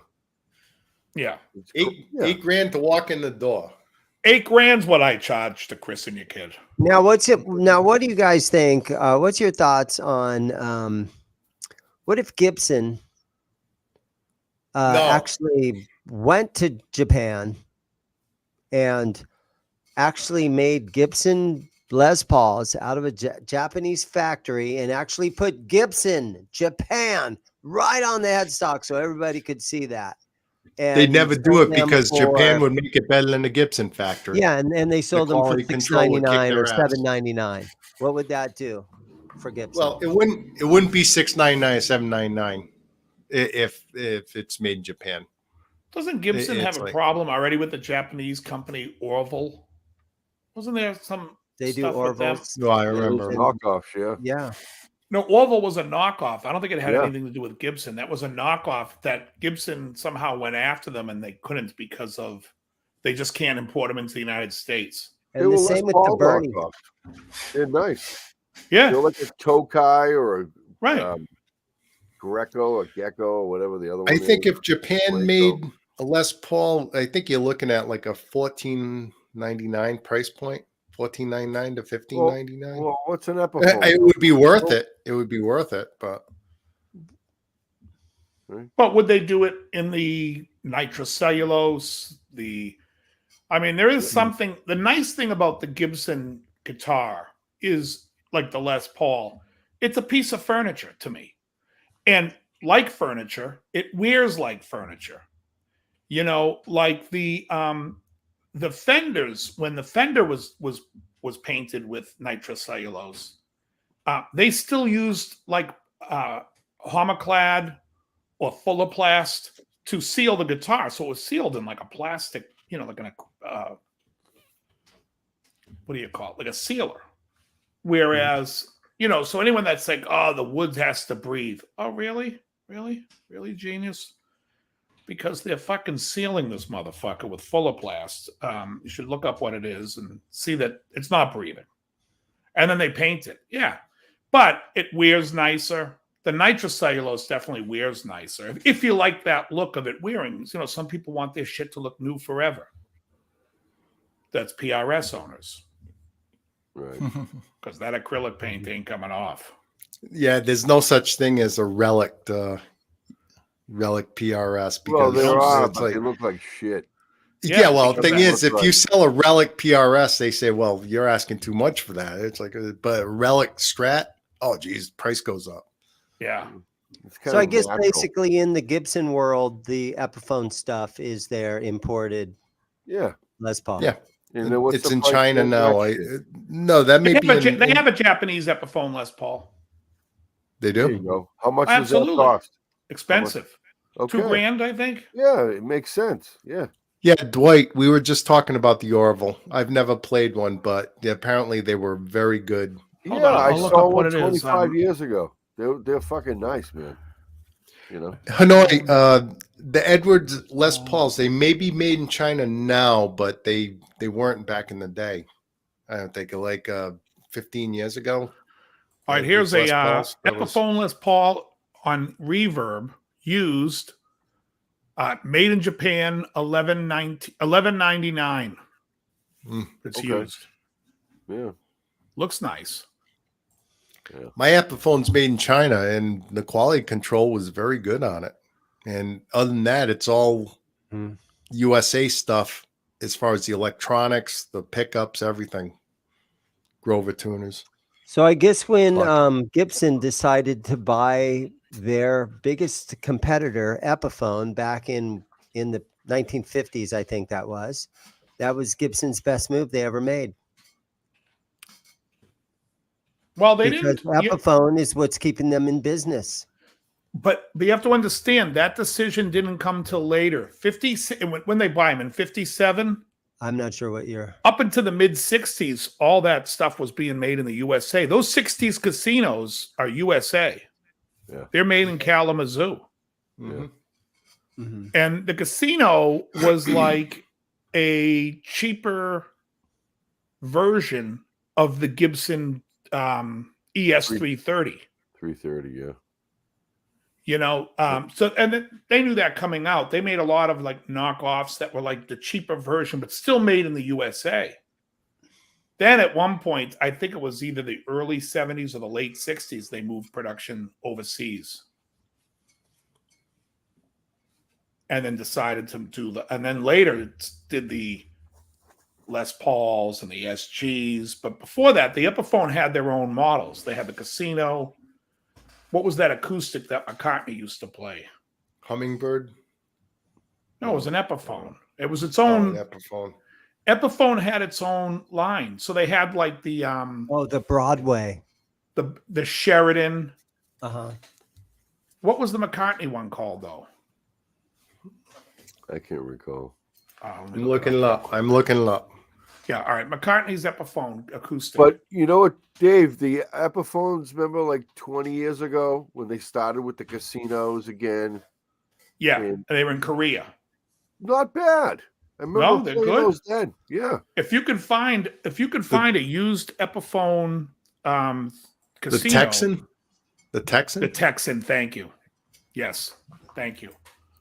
I was thinking the Cowboy, and I'm like, that's not what it's called. The Texan. That's an acoustic? Yeah. Yeah. Yeah.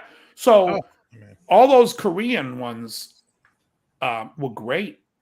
I mean, you could still find a good Chinese one. I mean, I think the Epiphone Casino is an interesting guitar in its own right. It has its own sound. It's a P90 guitar, so it has a sound for that P90 thing. Well, could I tell it apart? If you played a record, could I say what you were playing? Not in a million years. But as a player, I think, see, there's an interesting thing because we talk about, and I always talk about from the perspective of the audience, but from the perspective of the player, every guitar you pick up, and Jan's in the chat, so Jan can even attest, he's got a lot of different styles.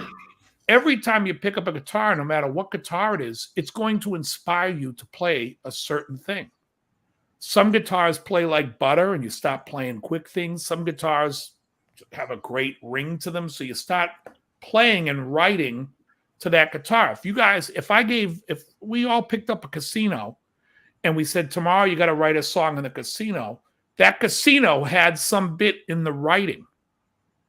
Because however it felt in your hand is how you were inspired to think of the song you were writing. You know what I mean? Yeah. So I think that plays a big part. So that part of like, does the guitar sustain? How does it sound acoustically? That might affect how you write and what you create on it. But does it change how it sounds? No. But that's a different argument altogether. I'm simply talking about. I feel the same way about tube amps too. It's like it's that sag, that feeling and stuff. Yeah, it feels like you're playing a nice, comfy pillow, and it inspires you to play better. Have you seen the Jim Lill video yet on tube amps? Yeah, I did. Where all the different ones and they just all sound the same. And he makes pedals that sound and uses the RC booster. Yeah. That fucking guy. But it's true though. Forget about an amp. Like Joe, you bought that pedal, that fuzz tone pedal. You put it in front of that Vox amp, and that amp sounded fucking great for the first time with that pedal on it, right? Yeah. And you were writing and playing some Doom shit. Yeah, for the first time, and the amp is one of the most beautiful looking amps. It's always sounded like shit. As a matter of fact, another YouTuber reviewed the amp, and even his sounded like shit. Yeah. And I finally said, you know what? I've got the fuzz pedal, the Super Fuzz 300 by Behringer. I said, this amp's always sounded like mud, but wouldn't that be what you'd want a Doom amp to sound like? And for the first time ever, the fucking amp was like, I am the best amp ever. So if right. you it's like a car. You're not going to take a station wagon drag racing, but if you got to pack the kids and a bunch of shit to go on a trip, you want a station wagon. You know? And so... And preferably a country Squire. Yeah. So, I've been thinking about replacing that speaker. I don't know if it would make a difference. And at the same time, I'm like, maybe I'm just keeping that amp for the fuzz and that sludge Doom sound. So that is the second iteration of that amp. The original amp was called like the AD. Wait, is it an AD or a VT? Which one do you have? This one's the AV. AV. So the AD was the first one. Yeah. And that was great. I have one downstairs, the 30 watt. It's fantastic. Then they've changed it, and the sound became not as good. And I even said to them, why do you guys have to ruin everything? You and Vox and Fender, when they come out with stuff, they always try to come out with an upgrade of it the next year, or even Line 6, and you fuck it up. Then they had the VT, and it was just as bad. And I was like, I don't know why they did that. But yeah, but what my point is no matter what you play, when I play that acoustic guitar, or if I play that 12-string, I'm going to be, and someone said you need to write something, I'm going to be inspired to write something different on each instrument because how it makes me feel when I play it. And not all 12 strings are going to make me feel the same, and not all strats I'm going to feel the same. This strat to me is a little bit, I always feel like I can run up and down on the neck on this one. One of my other strats, I'm like, not so much. It's much more of a bluesier feeling strat. So, and they sound different coming out of an amp? No. But it's about the experience from player that we talk about. By the way, Mikey Newman says he has a 64 Casino. It's absolutely fabulous, always inspiring to play. Yeah, it's got to be worth some money if it's a real 64, unless it's a 64 I had a Sheridan. Reissue. I had 96 Sheridan. I ended up selling. But yeah, Sheridans are the big jazz boxes. They're nice. Yep. They had a Joe Pass model. Oh, the Emperor. Emperor, yeah. Yeah. So, Epiphone had their own line, and then they kind of lost it when Gibson decided to make it its affordable line. But prices of Les Pauls right now are absolutely insane. Insane. Well, there's a Sheridan right there, isn't it? This is a Broadway. Oh, the Broadway. Yeah. That one I'm not too familiar with. Broadway, the hard way? The Bee Gees model. Broadway almost looks like a what's that guitar that wow, look at the headstock. Steve Howe played. ES 175. 175 TD, right? The double humbucker one. Yep. Blonde.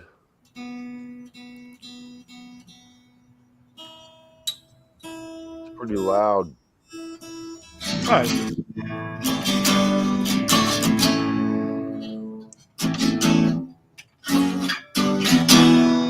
Yeah. Maple top. Nice. Yeah, I like that bridge too. What is that? Make them full screen. It's nice. Yes. And then remember they made the what was the Lennon model, the J160? But that was a Gibson model. Yeah. That later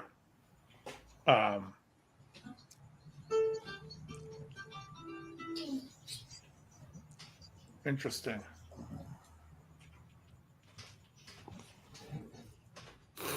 I like to pin those bridges. Yeah. I mean, whatever you dig, as Juan Guzman says, where would you dig? Where would you dig? All right, folks, we're getting close to 10 o'clock, and we're gonna. Oh, the Joe Pass Emperor. That's what it was. Yeah, we're gonna wrap this up. Oh, this one's a Riviera. That guitar I like. That's a nice one. Yeah, that looks like a 335 almost. A three, almost like a three, like Johnny Marr's 355. In the meantime, Cheech just asked me if I sold my acoustic guitar. Oh, that's nice. What is that, it's right behind me. It's right behind me. What is that, Dane? A Riviera? Yeah. In red. You got to make him full screen when he's showing the axis. Yeah. Oh, yeah. Hold on. My bad. You're right. Hold on. And what's interesting about this guitar is it should have the way that the at the layout the custom shop inlays and not the dots.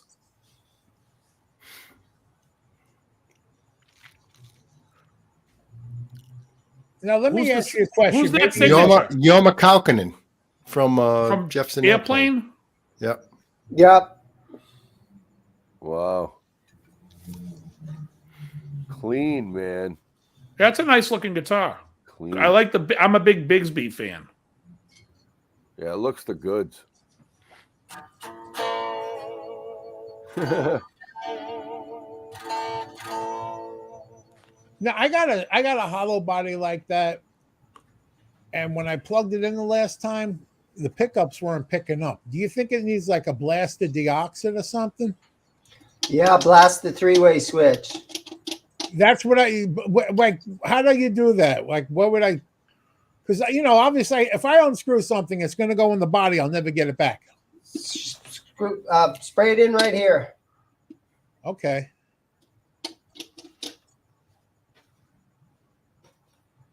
Okay. Oh, I didn't see. You have D'Addario there. You have Dunlop strings. You have DRs. I could see the Ernie Ball strings. That hits you like a ton of lead, but right. Shit. I didn't see the other. Let's see if he comes out with another guitar. If he comes out with another guitar, we'll look at it. If not, I'll be looking at a fucking cigar going down my tonsils. Now, in my dream last night with the cigar, I smoked it like a cigarette. I woke up thinking, "Oh yeah, don't inhale it." That's casino. That's nice. Is that the same size? Yeah, Casino Coupe. Oh, the smaller one. Yeah, it's a baby. Oh, it's like the what was the 333, the Gibson? 336 or 339. Oh yeah, okay. No, this is still the casino body. It's just a smaller body. This is like this. There's a model number to it. Yeah. Like a Strat size body Gibson, if you will. Or you can only play Beatles songs on it. Yeah. The guitar for 10-year-olds. That's a good looking guitar though. Yeah, I know it's cool. But it's just it's a 7/8 or whatever. Oh yeah, see the front. That's the only thing I don't like that Epiphone does that Gibson does right is the sunburst. I'll show the sunburst on the Epiphones. It always follows the curve of the body, and on Gibsons it's always the teardrop. Yeah, it shoots in right here. Oh yeah. Right? Yeah. That's hard though. I think it's harder to do it that way. Ooh, D major 7. Okay. All right. It's got a lot of Epiphones. Thanks, Elroy. Epimuffin. Folks, on your way out tonight, don't forget to hit the like button.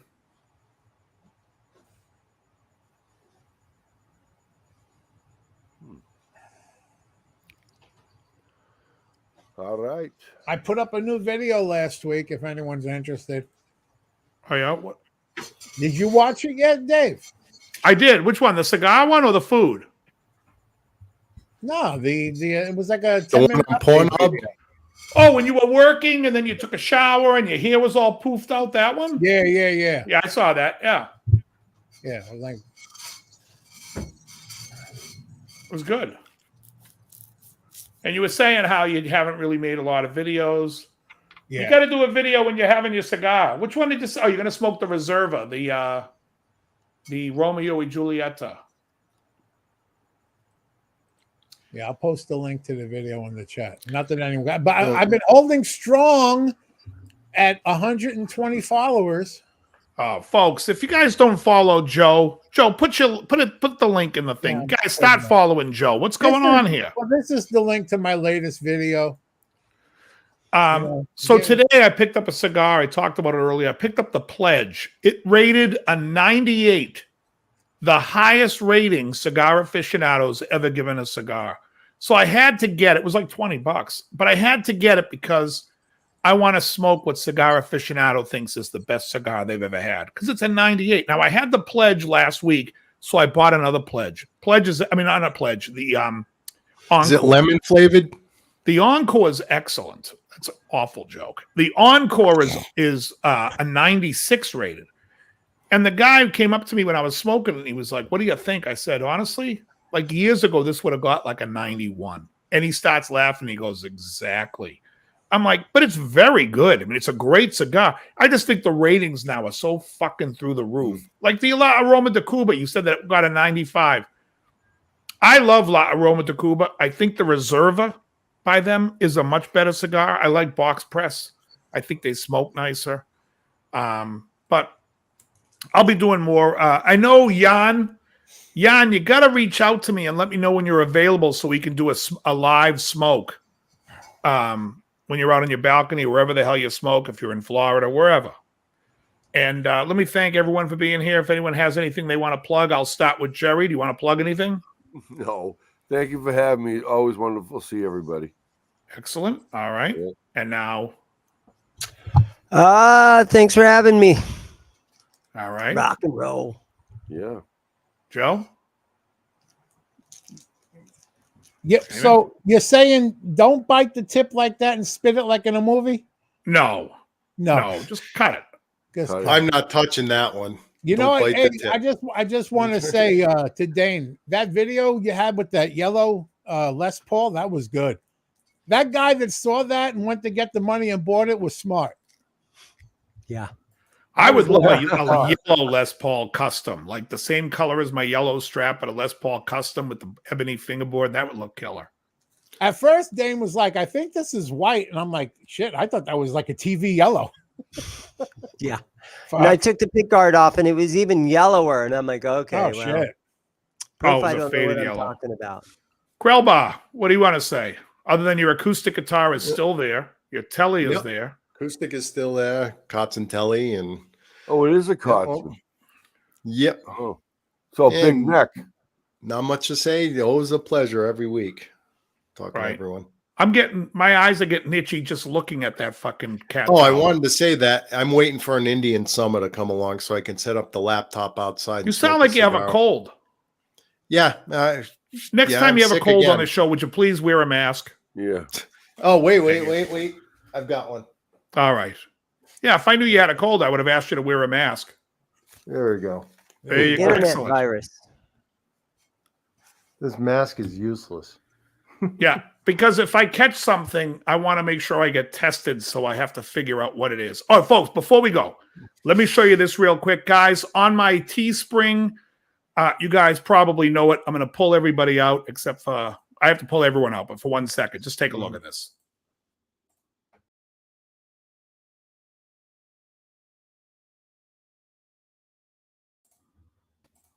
That's my new mug. Is that an actual thing? It's on my Teespring. You can buy that mug. That's my new mug. It's a limited time only until people fucking blow their minds on it. I tell you, you should have made it MGGA. Make guitar great again. Well, I was. I may have to buy that. It's a little bit more political than that. Well, I know, but I'm not. Yeah, I just like to have people lose their minds. I'm looking forward to putting all the smoke behind us. The election coming up. Are you guys super looking forward to the election coming up? Oh, I especially am looking forward to the governor in Arizona. What's her name? Carrie Lake. I love her. I do too. Yeah, she's awesome. Yeah, she is. Yeah. Well, I don't look forward to any election. It's like I just hope the people I want in get in.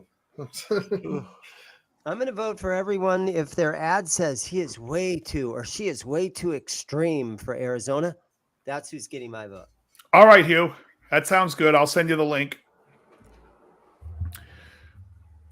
All right, everyone. I want to thank everyone for hanging out. It is now 10:07. It is past